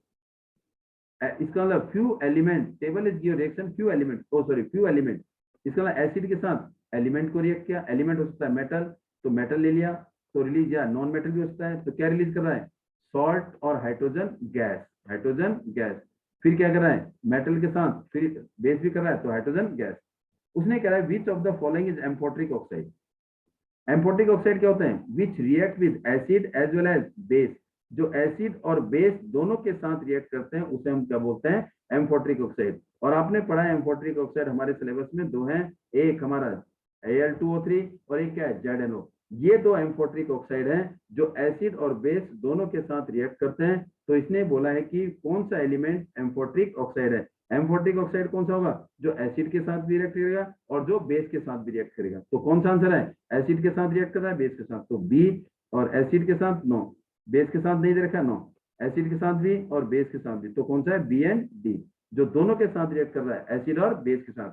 जो amphoteric oxide are those oxide which react with acid as well as base. तो इसका मतलब एसिड के साथ भी रिएक्ट कर रहा है और किसके साथ, बेस के साथ भी रिएक्ट कर रहा है। कौन से, एलिमेंट बी और एलिमेंट डी दोनों क्या हमारे एम्फोट्रिक ऑक्साइड। तो आंसर हमारा क्या है, बी ऑप्शन। अब move to question number 36। Which of the following group of organisms blood flow heart once during one cycle of the passage, means one circulation, एक double circulation, एक single circulation of blood, double circulation of blood, और partial double circulation. Partial double circulation ज्यादातर किसमें होता है, amphibian में। किसमें होता है, एम्फीबियन। डबल सर्कुलेशन मैमल्स में होता है। Single circulation will take place only fishes में, पाइसिस में होता है। किसमें होता है, पाइसिस में। इसका मतलब जो एक्वेटिक एनिमल, पाइसिस में only single circular will take place, और डबल सर्कुलेशन मैमल्स में, और पार्शियल सर्कुलेशन हमारा किसमें होता है, जो एम्फीबियन, इनमें पार्शियल सर्कुलेशन। तो हमने क्या बताना है कि सिंगल सर्कुलेशन, तो हमारा जो single circulation will take place in Pisces, जो मछलियां जिसे कहते हैं, जो मछलियों की कैटेगरी में आते हैं, कौन है, rabbit no, frog no, whale हमारा मैमल्स में आता है, शार्क, डॉग, फिश, ये आंसर डी। आंसर डी क्या हमारा, पाइसिस इसमें आते हैं, किसी ग्रुप में आते हैं पाइसिस में, और इनका क्या है, single circulation of blood will take place. Move to next question. What is the common between the extensive network of blood vessels? Extensive network of blood vessels में और किसमें, extensive network of blood vessels में और around the wall of alveoli और glomerulus of nephron, इन दोनों में क्या common है, क्योंकि glomerulus of nephron और blood vessels around the wall of the alveoli, इनका मेन काम क्या है, ये जो है इनमें क्या होती है, ऑक्सीजन की supply, means they have the capillary जिसमें ऑक्सीजन की मात्रा ज्यादा होती है। It contain large amount of oxygen, means very thin and richly supplies of the blood. तो कौन सा ऑप्शन है, arteries no, vein no, thin wall capillaries smally supplied of blood no, thin wall capillary deeply supplied to the blood, कौन सा हमारा answer है, D answer है। Move to question number 38। Plant are usually completely different process excretion. Excretion means क्या होता है, removing of waste material, removing of waste material, waste product from the plant or from the organism compared to the animal. Animal से बिल्कुल थोड़ा अलग है। Which one of the following process is not followed by the plant of the excretion? इनमें से कौन सा excretion process plant use नहीं करता? पहला, they can treat excess water by transpiration. भाई ट्रांसपिरेशन तो यूज करता ही होगा, क्योंकि एक्सेस वाटर क्या होता है, ट्रांसपिरेशन के दौरान मूव करता है, क्योंकि ट्रांसपिरेशन क्या है, the process in which loss of excess water in form of water vapour. तो ये भी सही है। तो इसने क्या है, नॉट, क्या बोला इसने, नॉट, कौन सा फॉलो नहीं होता है, they selective filter toxic substance through the leave, हाँ लीव से टॉक्सिक सब्सटेंस फिल्टर नहीं होते। तो आंसर क्या है इसका, डी। तो आगे हमें देखने की जरूरत नहीं है, तो आंसर मिल गया हमें डी, बी। तो move to question number 39। If the power of a lens is 4, power P is equal to -4D और P is equal to 1/f, तो पूछा क्या उसे, it mean the lens is, कौन सा है, माइनस है, तो माइनस लेंस है, तो इसका मतलब एक लेंस ये है और एक लेंस ये है, तो इसका फोकल लेंथ यहाँ पर आता है, पॉजिटिव है, इसका मतलब कन्वेक्स लेंस का फोकल लेंथ पॉजिटिव है, और ये क्या है, कनकेव लेंस, इसका मतलब इसका लेंस नेगेटिव है, तो convex lens, sorry concave lens, concave lens का फोकल लेंथ क्या है, माइनस, तो पावर माइनस में, तो लेंस कौन सा हो गया, कनकेव, कौन सा हो गया, कनकेव, और फोकल लेंथ क्या होता है, P is equal to 1/f, और ये पावर है, तो क्या होगा, F is equal to, F हो जाएगा 1/4 माइनस, तो ये क्या आएगा, मीटर, तो मीटर को सेंटीमीटर में चेंज करने के लिए 100/4 इज इक्वल टू -25 सेंटीमीटर, तो concave lens with focal length is -25, तो answer is concave lens, answer is C. Answer क्या हमारे पास, C, concave lens with focal length is 25। Move to question number 40। A ray from the sun converges at a point 15 centimeter in front of the concave mirror. ये हमारे पास क्या है, concave mirror है, और इसने क्या करा, 15 सेंटीमीटर पे क्या हुआ, वो बेंड हुआ, तो इसका मतलब किससे पास हो रहा है, फोकस से पास हो रहा है, किससे पास हो रहा है, फोकस से। Where should the object is place, इसका मतलब फोकस से पास हो रहा है, तो इसका मतलब this is, what is this, it is F, F is equal to 15 centimetre, और ये किसका है, माइनस का है। And where the object is place to the that the size of the image means H I, size of the image is equal to H O के बराबर। तो ये कहाँ होता है, जब एफ 15 है तो ऑब्जेक्ट कहाँ पर होगा, सी पर होगा, क्योंकि जब ऑब्जेक्ट सी पर होगा तो automatically size of the object is equal to the size of image, तो ऑब्जेक्ट क्या होगा, 30 सेंटीमीटर में होगा, 30 centimetre, object is at C, और सी क्या है, रेडियस ऑफ कर्वेचर, और वो क्या होगा, डबल ऑफ एफ, तो कहाँ होगा, 30 सेंटीमीटर, किसके सामने, in front of the mirror के सामने। तो देखते हैं equal size, 30 centimetre in front of the mirror, 15 centimetre below 15, तो कौन सा आंसर है, ए आंसर है। 40 का आंसर क्या है, ए, क्यों, क्योंकि फोकल लेंथ 15 है, तो ऑब्जेक्ट सेम साइज का होना चाहिए, एज द ऑब्जेक्ट और इमेज की साइज क्या होनी चाहिए, सेम, तो ऑब्जेक्ट कहाँ रखेंगे, एट सी, और सी क्या है, C is equal to radius, और C radius of curvature, centre of curvature, और वहां से पोल तक की दूरी क्या होती है, आर, क्या होती है, आर, और आर क्या होता है, 2f, तो 2 into 15 is equal to -30। Question number 41। Which of the following group of organism food material is broke down outside the body and absorb it. इसका मतलब फूड को ब्रेक डाउन करते हैं फ्रॉम द आउटसाइड, बॉडी के बाहर से, और उसको फिर एब्जॉर्ब करते हैं। इसका मतलब जो बॉडी से बाहर फूड को ब्रेक डाउन करता है और उसके बाद बॉडी को अंदर वो फूड को एब्जॉर्ब करता है, वो किसमें होता है? सेप्रोफाइट में। किसमें होता है? सेप्रोफाइट में। जो सेप्रोफाइट मोड ऑफ न्यूट्रिशन है, जिस ऑर्गेनिज्म में सेप्रोफाइटिक मोड ऑफ न्यूट्रिशन है, वो क्या करते हैं? They break down at outside of the body और फिर उसके बाद एब्जॉर्ब करते हैं। Saprophyte are those organism which depend on dead and decay organism or which break down the food outside the body। Outside the body में से food को break down करते हैं, उसके बाद क्या करते हैं? उसको एब्जॉर्ब करते हैं। तो वो कौन होते हैं? सेप्रोफाइट होते हैं। तो सेप्रोफाइट कौन है? मशरूम, ग्रीन, नो, ये अमीबा नहीं है। तो इसका मतलब ये नहीं, यीस्ट है। यीस्ट, मशरूम और bread mould, they are saprophyte and they obtain their food from dead and decay. यह कह सकते हैं they break down their food from outside and then absorb it. तो हमारा आंसर क्या है? ईस्ट एंड मशरूम और bread mould. Question number 42। Question number 42। In a person the tubular part का काम है to reabsorption of take place. Reabsorption होता है। ट्यूबुल का काम क्या है? टू रीएब्जॉर्ब करना।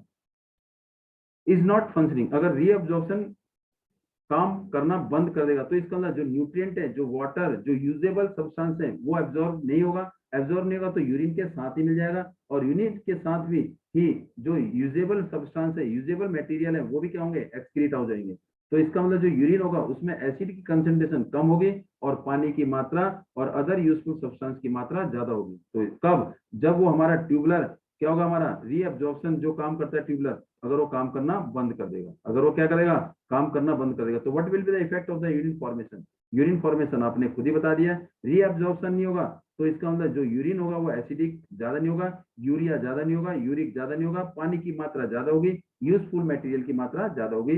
इट मीन यूरिन जो होगा वो क्या होगा? हमारा comparatively less acidic in nature होगा। तो देखते हैं, यूरिन विल नॉट फॉर्म, वो तो बनेगा। Quality and quantity of urine in, ये भी नहीं है। Urine is more concentrated, concentrated तो होने का मतलब नहीं, क्योंकि यूजफुल मटेरियल भी उसके साथ जा रहा है, वाटर भी उसके साथ जा रहा है, तो यूरिन को क्या कर रहा है? वो डाइल्यूट कर रहा है। इसका मतलब यूरिन इज मोर डाइल्यूटेड, क्योंकि उसके साथ यूजफुल मटेरियल भी जा रहे हैं, उसके साथ वाटर भी जा रहा है, तो डाइल्यूट करता हुआ जा रहा है। एसिड की कंसेंट्रेशन कम है, तो answer is D.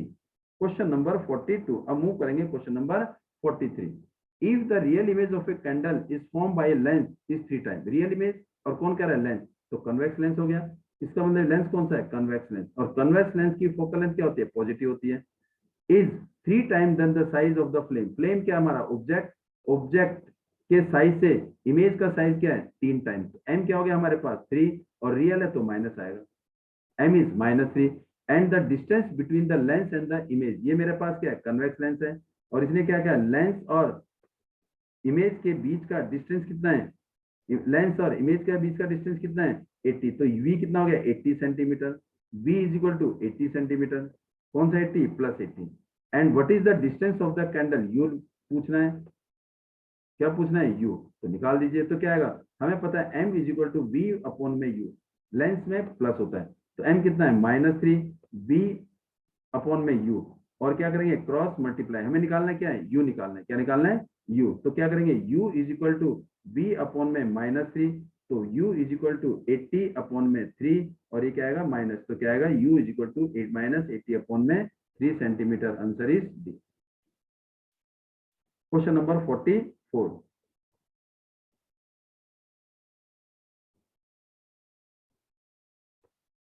while looking the above diagram, ये हमारे पास डायग्राम है,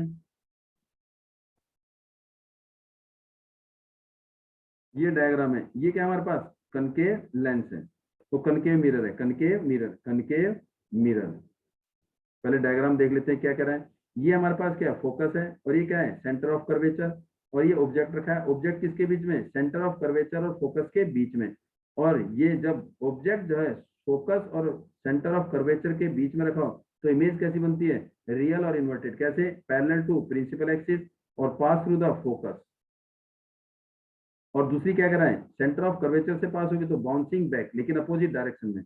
अपोजिट डायरेक्शन में, जब अपोजिट डायरेक्शन में आ रहे हैं तो क्या होगा? इसका मतलब इसका क्या होगा? Bouncing back, retrace the same path, retrace the same path, उसी रास्ते से क्या हो जाएगी? वापस आ जाएगी।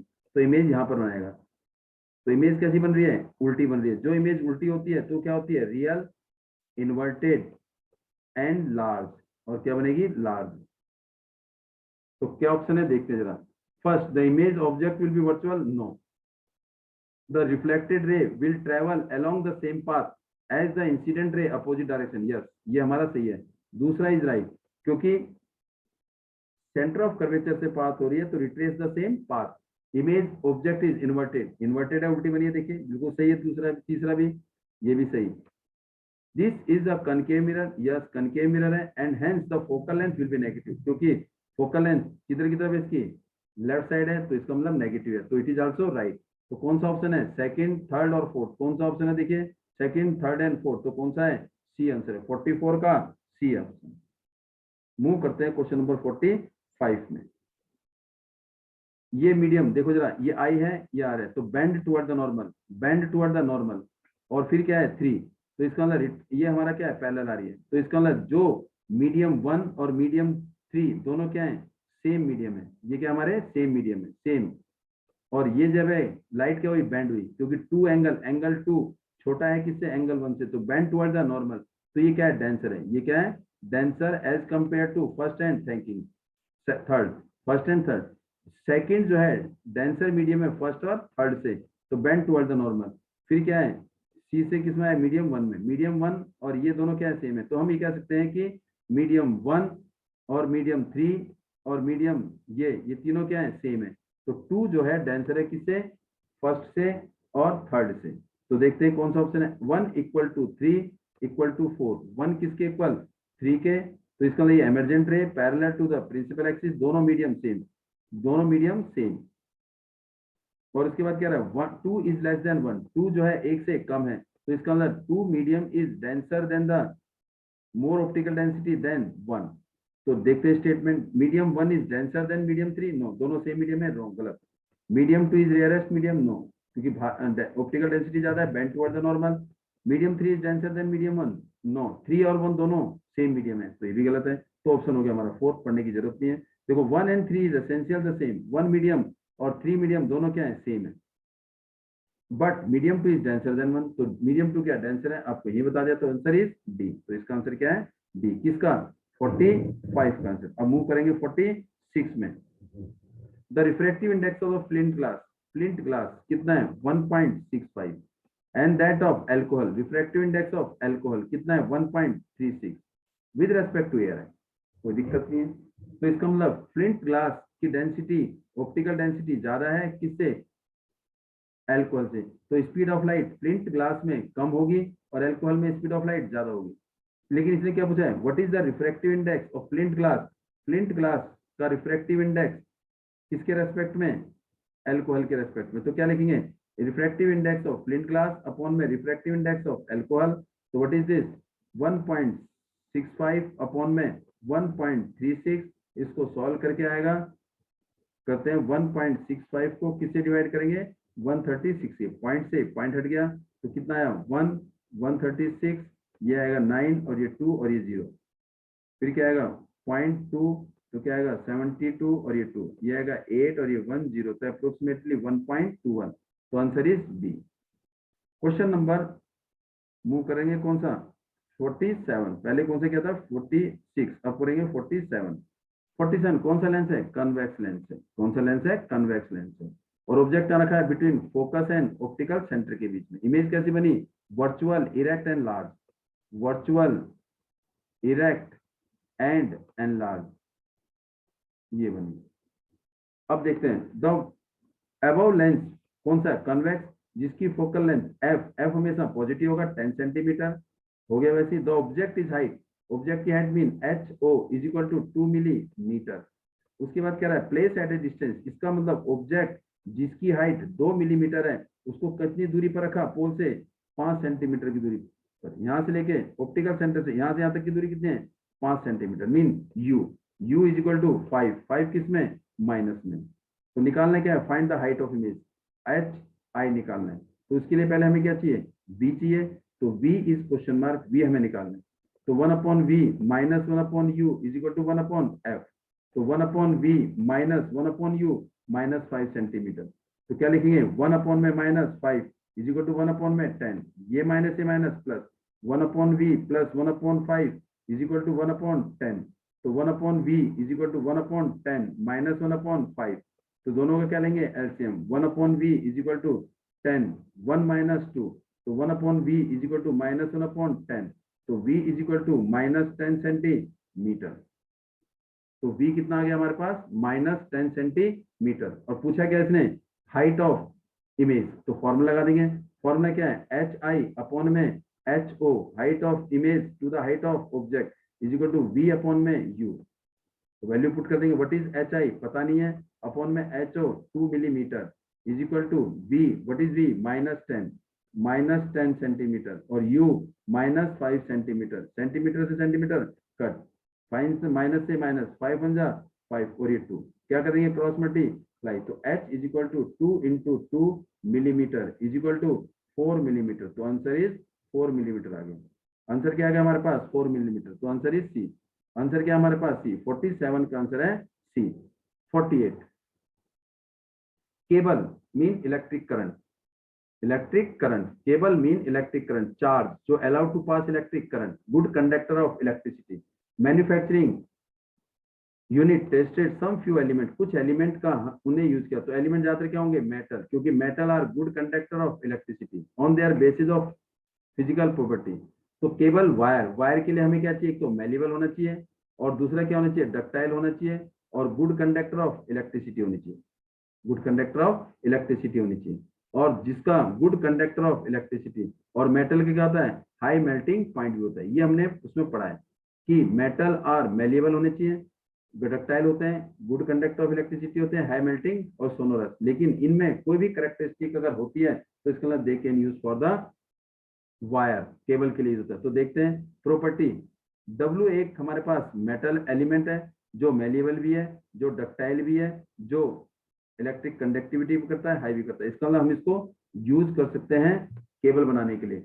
X मेल्लेबल है नहीं है, तो इसका मतलब इसको हम यूज नहीं कर सकते। Y मेल्लेबल है नो, यूज नहीं कर सकते। Z मेल्लेबल है यस, डक्टाइल है यस, लेकिन कंडक्ट इलेक्ट्रिसिटी नहीं करता, तो इसका मतलब Z को हम केबल बनाने में यूज नहीं कर सकते।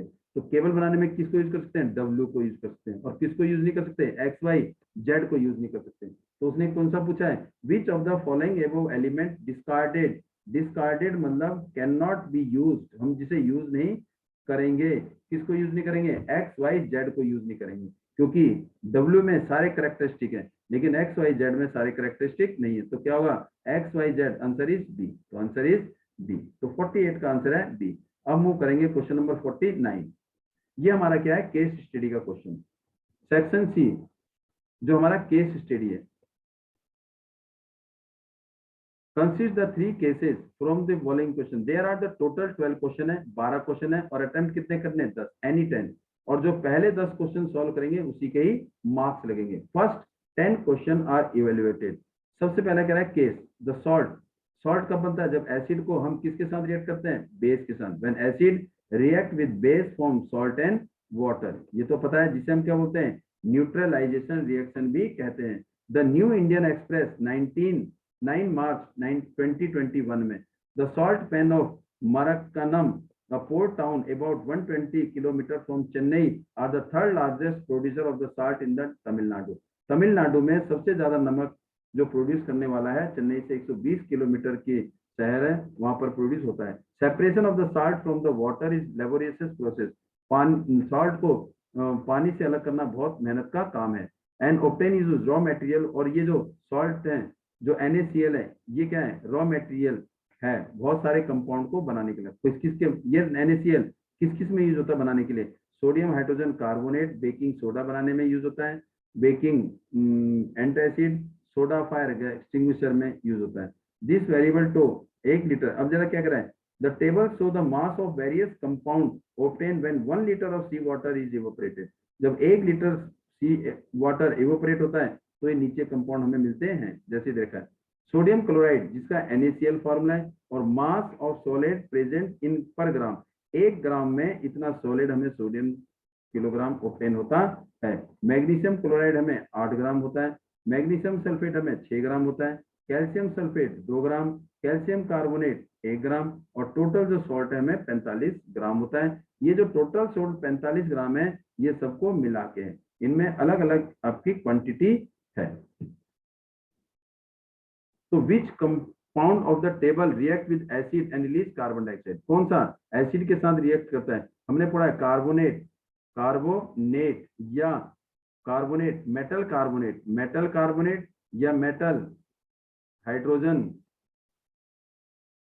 कार्बोनेट, मेटल हाइड्रोजन कार्बोनेट किसके साथ? एसिड के साथ रिएक्ट करते हैं तो क्या बनाते हैं? सॉल्ट। और क्या बनाते हैं? सॉल्ट किसका? कार्बोनेट। और क्या बनाएंगे? Carbon dioxide. और क्या रिलीज करेंगे? वाटर। क्या रिलीज करेंगे? वाटर। जैसे एसिड हमने ले लिया, एसिड क्या ले लिया? HCl ले लिया, CaCO3 प्लस में HCl, तो क्या रिलीज होगा? CaCl2। सॉल्ट प्लस में कार्बन डाइऑक्साइड प्लस में वाटर। तो इसका मतलब कार्बोनेट और बाइकार्बोनेट एसिड के साथ रिएक्ट करके क्या रिलीज करते हैं? कार्बन डाइऑक्साइड रिलीज होता है। तो कौन सा ऑप्शन है? सी ऑप्शन है। कौन सा है? कार्बोनेट और bicarbonate when they react with acid form carbon dioxide, जो एनसीईआरटी में क्वेश्चन दे रखा है। How many gram of magnesium sulphate MgSO4 present in 130 gram of solid? इसका मतलब टोटल सॉलिड कितना है? टोटल सॉलिड इज लेफ्ट कितना है? 135 gram by the evaporation of the sea water. तो हमें देखना पड़ेगा 135 ग्राम। तो इसका मतलब मैग्नीशियम सल्फेट, मैग्नीशियम सल्फेट ये रहा, मैग्नीशियम सल्फेट कितना है? 6 ग्राम है। मैग्नीशियम सल्फेट कितना है? 6 ग्राम रिलीज होता है। 6 ग्राम है कितने में? Total salt 45। तो कर लेंगे 45 ग्राम में, देखिए 45 ग्राम में कितने ग्राम सोडियम सल्फेट है? 6 gram. Only 6 gram of sodium sulphate out of 45। Magnesium sulphate जो है वो कितना है? 6 ग्राम है। किसमें? 45 में। तो हम कैसे करेंगे इसको? तो यहां पर क्वेश्चन है, इसका मतलब टोटल सॉलिड 135 है। अगर टोटल सॉलिड क्या है? 45 ग्राम इन 45 ग्राम, इन 45 gram of total solid, total salt अगर है तो उसमें मैग्नीशियम कार्बोनेट कितना है? 6 ग्राम मैग्नीशियम कार्बोनेट है, मैग्नीशियम सल्फेट है। 45 ग्राम टोटल सॉल्ट में 6 ग्राम मैग्नीशियम सल्फेट है। तो 1 ग्राम मैग्नीशियम सॉलिड में मैग्नीशियम सल्फेट कितना हुआ? 6/45 ग्राम। और टोटल कितना सॉलिड मिला? 135 ग्राम। 6/45 इंटू में 135 कट कर दीजिए। 3 2 जा 3 1 जा 5, 5 3 जा 5 2 जा और 5 7 जा, फिर 3 1 जा और 3 9 जा। तो 2 इंटू 9 क्या होगा? 18 ग्राम। तो 135 ग्राम सॉलिड अगर बचता है तो उसमें मैग्नीशियम जो सल्फेट है वो कितने ग्राम होगा? 18 ग्राम होगा। कितने ग्राम? 18 ग्राम होगा। Magnesium sulphate is 18 gram will remain left. कब? जब 135 ग्राम सॉलिड बचता है, जबकि 45 ग्राम सॉलिड बचने पर 6 ग्राम अगर क्या नाम है मैग्नीशियम सल्फेट है, तो 135 ग्राम सॉलिड लेफ्ट होने पर मैग्नीशियम सल्फेट कितना बचता है? 18 ग्राम बचता है। कितना बचता है? 18 ग्राम प्रेजेंट होता है। Question number 51, saturation of the sodium chloride means NaCl, ये aqueous प्लस में वाटर, इसका मतलब salt solution, aqueous salt solution, ये addition of water to the salt, जिसे हम क्या बोलेंगे? Brine solution. क्या बोलेंगे? Brine solution. ब्राइन सॉल्यूशन का मतलब है addition of water to NaCl। तो आंसर इज ए। अब मूव करेंगे क्वेश्चन नंबर 52 में। The pH of the acid, pH mean presence of hydrogen या पावर ऑफ हाइड्रोजन या पोटेंज means power of hydrogen, presence of hydrogen, जो acid बनाने के लिए used in the formation of common salt जैसे NaOH को किसके साथ? HCl के साथ रिएक्ट करते हैं। तो इसका मतलब जो NaOH है वो हमारा क्या? स्ट्रॉन्ग है। तो इसका मतलब एसिड की कंसंट्रेशन हमारी कितनी होनी चाहिए? 6 से 8 के बीच में होनी चाहिए, ताकि एसिड कम से कम, हम क्या नाम है, एसिड की जो नेचर है, जो सॉल्ट है वो क्या होना चाहिए? लेस एसिडिक होना चाहिए। तो उसका pH क्या होना चाहिए? 6 से 8 के बीच में होना चाहिए। तो आंसर इज, अगर स्ट्रॉन्ग एसिड हो जाएगा तो इसका मतलब ज्यादा नुकसानदायक होगा। तो क्या होना चाहिए? 6 से 8 के बीच में होना चाहिए। ये हमारी कुछ एक्टिविटी का क्वेश्चन है जो केस स्टडी है और हमारा किसमें था? बायोलॉजी चैप्टर में गिवन है। In next second case study है। The figure show the represent activity to prove the requirement of photosynthesis. क्या कराएं? फोटोसिंथेसिस। फोटोसिंथेसिस क्या है? वो प्रोसेस जिसमें green plant prepare their own food in presence of water and carbon dioxide with the help of sunlight and chlorophyll. जैसे 6CO2 plus में 12H2O that gives C6H12O6 plus में 6O2 और क्या release करेगा 6H2O रिलीज करेगा इन presence of किसमें chlorophyll और इन presence of sunlight. So during this activity, two healthy potted plants kept in dark for 72 hours. 12 घंटे के लिए उनको अंधेरे में रख दिया. फिर 72 घंटे के लिए. फिर 72 घंटे के बाद KOH is kept in the watch glass in setup X. X में क्या रख दिया हमने एक वॉच ग्लास रख दी और इस वॉच ग्लास में क्या रख दिया KOH.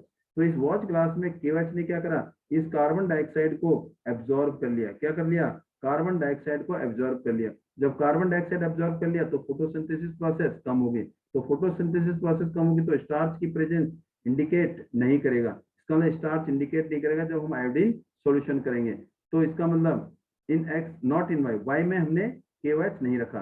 तो both these air tight container. Air tight का मतलब है इसको पूरे से सील कर दिया, ग्लास लगा दिया और इसमें वैसलीन लगा दी. बिल्कुल एयर की प्रेजेंस इसके अंदर नहीं होनी चाहिए. कितने घंटे के लिए 6 घंटे के लिए.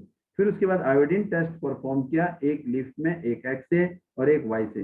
तो एक्स में भी आयोडीन सॉल्यूशन किया टेस्ट किया और वाई में भी आयोडीन टेस्ट चेक किया.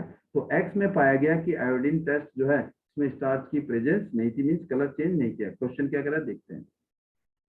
The experiment is setup is to essentially to prove which of the following requirement for the photosynthesis. इसका मतलब फोटोसिंथेसिस के लिए किसकी जरूरत होती है हमें क्लोरोफिल की जरूरत होती है, कार्बन डाइऑक्साइड की, ऑक्सीजन की या सनलाइट की.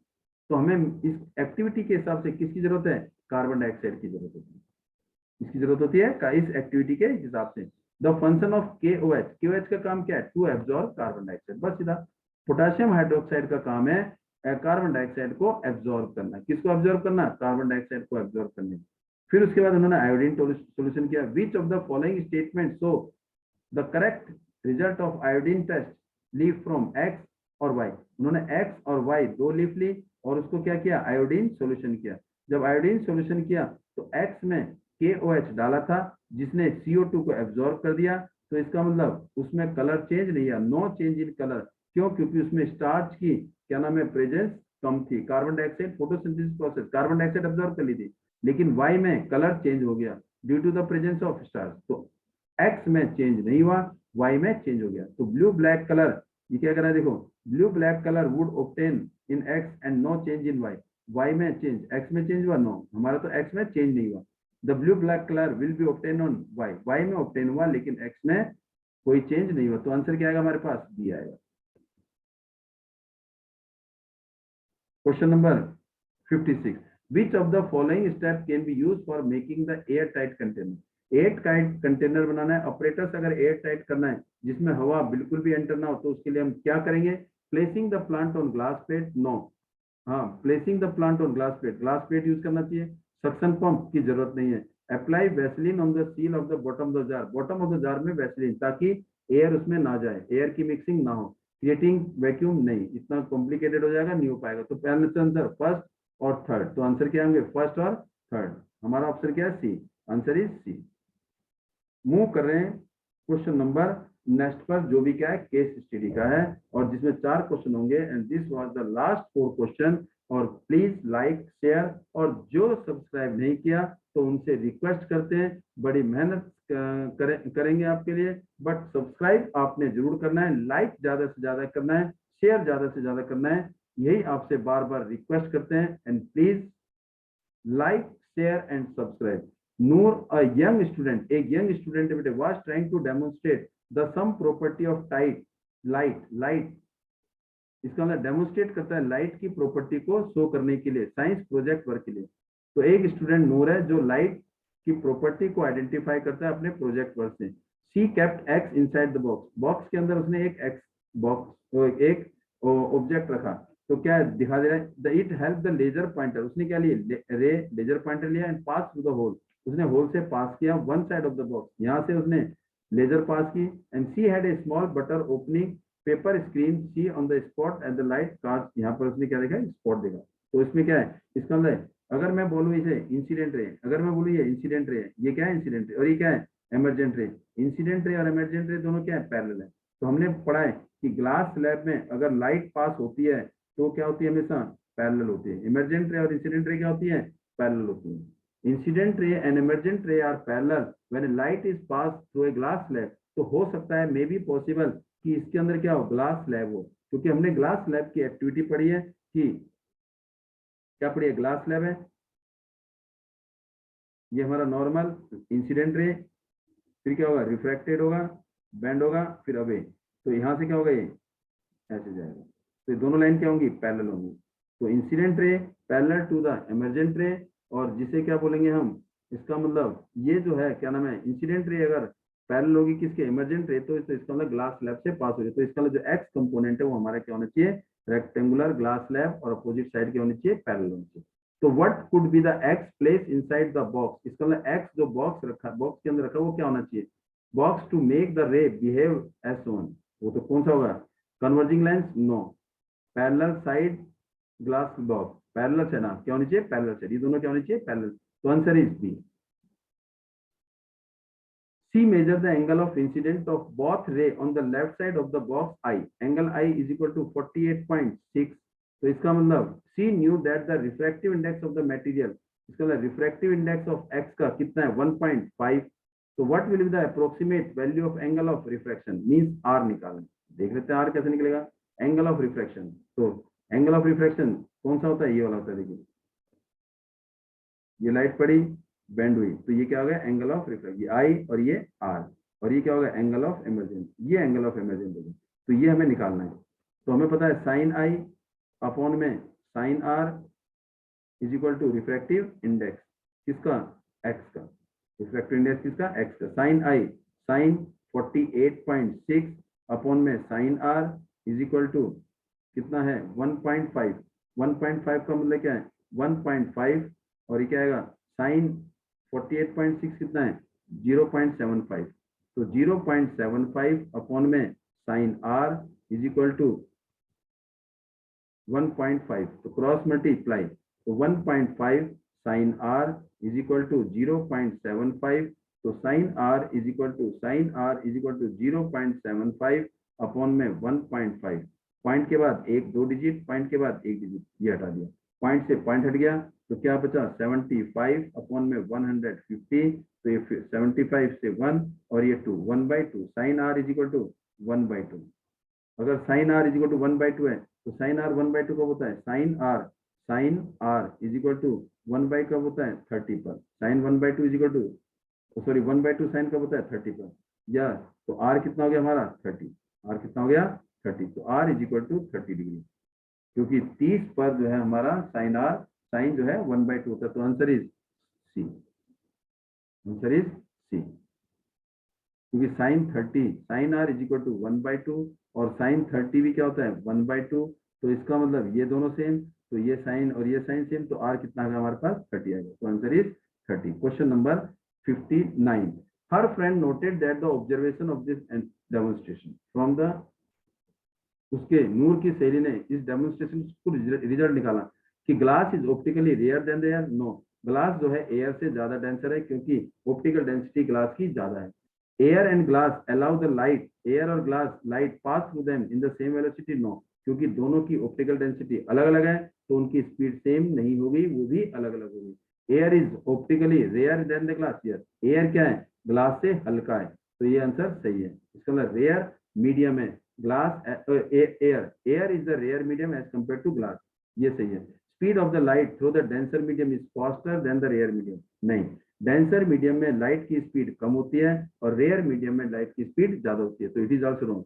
The ratio of the sine of angle of incident of the first medium to the ratio of the sine of angle of refraction of the second medium give the refractive index of second material with, ये हमारा क्या है, ये answer हमारा क्या हो सकता है, फर्स्ट और ये क्या है, fifth, first and fifth. The ratio of the sine of, ये हमारा कौन सा हो गया, फिफ्थ। तो इसका मतलब third and fifth is correct, third and fifth, third and fifth is correct, क्योंकि साइन आई अपॉन में sine R, ratio of the sine of angle of incident to the sine of angle of reflection of the second medium give the refractive index, sine I upon में sine R give the refractive index of the second medium to the first one. तो हमारे पास कौन सा है, third and fifth, तो कौन सा option है, डी। तो आंसर क्या हमारे पास इसका, डी। 59 का आंसर है डी। अब जाएंगे 60, last question. The object, if the object inside the box is of a material refractive index is less than 1.5, अगर किसी का रिफ्रैक्ट, जो वो मटेरियल था, जो ग्लास स्लैब थी, जिसका रिफ्रैक्टिव इंडेक्स 1.5 था, अगर उसका रिफ्रैक्टिव इंडेक्स किसी और मटेरियल को रख दें जिसका रिफ्रैक्टिव इंडेक्स 1.5 से कम हो, तो लेटरल शिफ्ट, लेटरल शिफ्ट का मतलब क्या है, ये जो है, ये जो इनके बीच का जो लेटरल डिस्प्लेसमेंट है, दिस इज लेटरल, इन दोनों के बीच में जो है ये डिस्टेंस है, ये पैरेलल है, इन दोनों को हम क्या बोलते हैं, लेटरल डिस्प्लेसमेंट। ये क्या होगा, कम होगा। हाँ, जैसे ही रिफ्रैक्टिव इंडेक्स कम होगा तो लेटरल डिस्प्लेसमेंट भी कम हो जाएगा। अगर रिफ्रैक्टिव इंडेक्स बढ़ेगा तो लेटरल डिस्प्लेसमेंट भी बढ़ जाएगा। तो रिफ्रैक्टिव इंडेक्स कम है तो लेटरल डिस्प्लेसमेंट भी क्या होगा, कम होगा। तो answer is A. And now this is the 60 question and last question, and the sample paper 1 is complete. And please wait for the math sample paper for basic as well as for the standard for the next coming video. And for the next coming video, please you have to subscribe the channel as maximum as you can. Thanks for watching my video, and by heart I request you that you spend to watch my video. आपने मेरी video देखी, इसके लिए मैं आपसे दिल से, मन से शुक्रिया करता हूं, और आपसे रिक्वेस्ट करता हूं कि ज्यादा से ज्यादा लाइक करिए, ज्यादा से ज्यादा सब्सक्राइब करिए, और ज्यादा से ज्यादा शेयर करिए। जिन्होंने सब्सक्राइब कर दिया, and they thanks for them, उनको सब्सक्राइब करने की जरूरत नहीं। सब्सक्राइब जो आपका लाल बटन है आपके मोबाइल में, उस लाल बटन को दबा देंगे तो वो सब्सक्राइब हो जाएगा, और बेल आइकॉन पे बताएंगे जिससे आपको नोटिफिकेशन भी मिलती रहेगी। थैंक्स।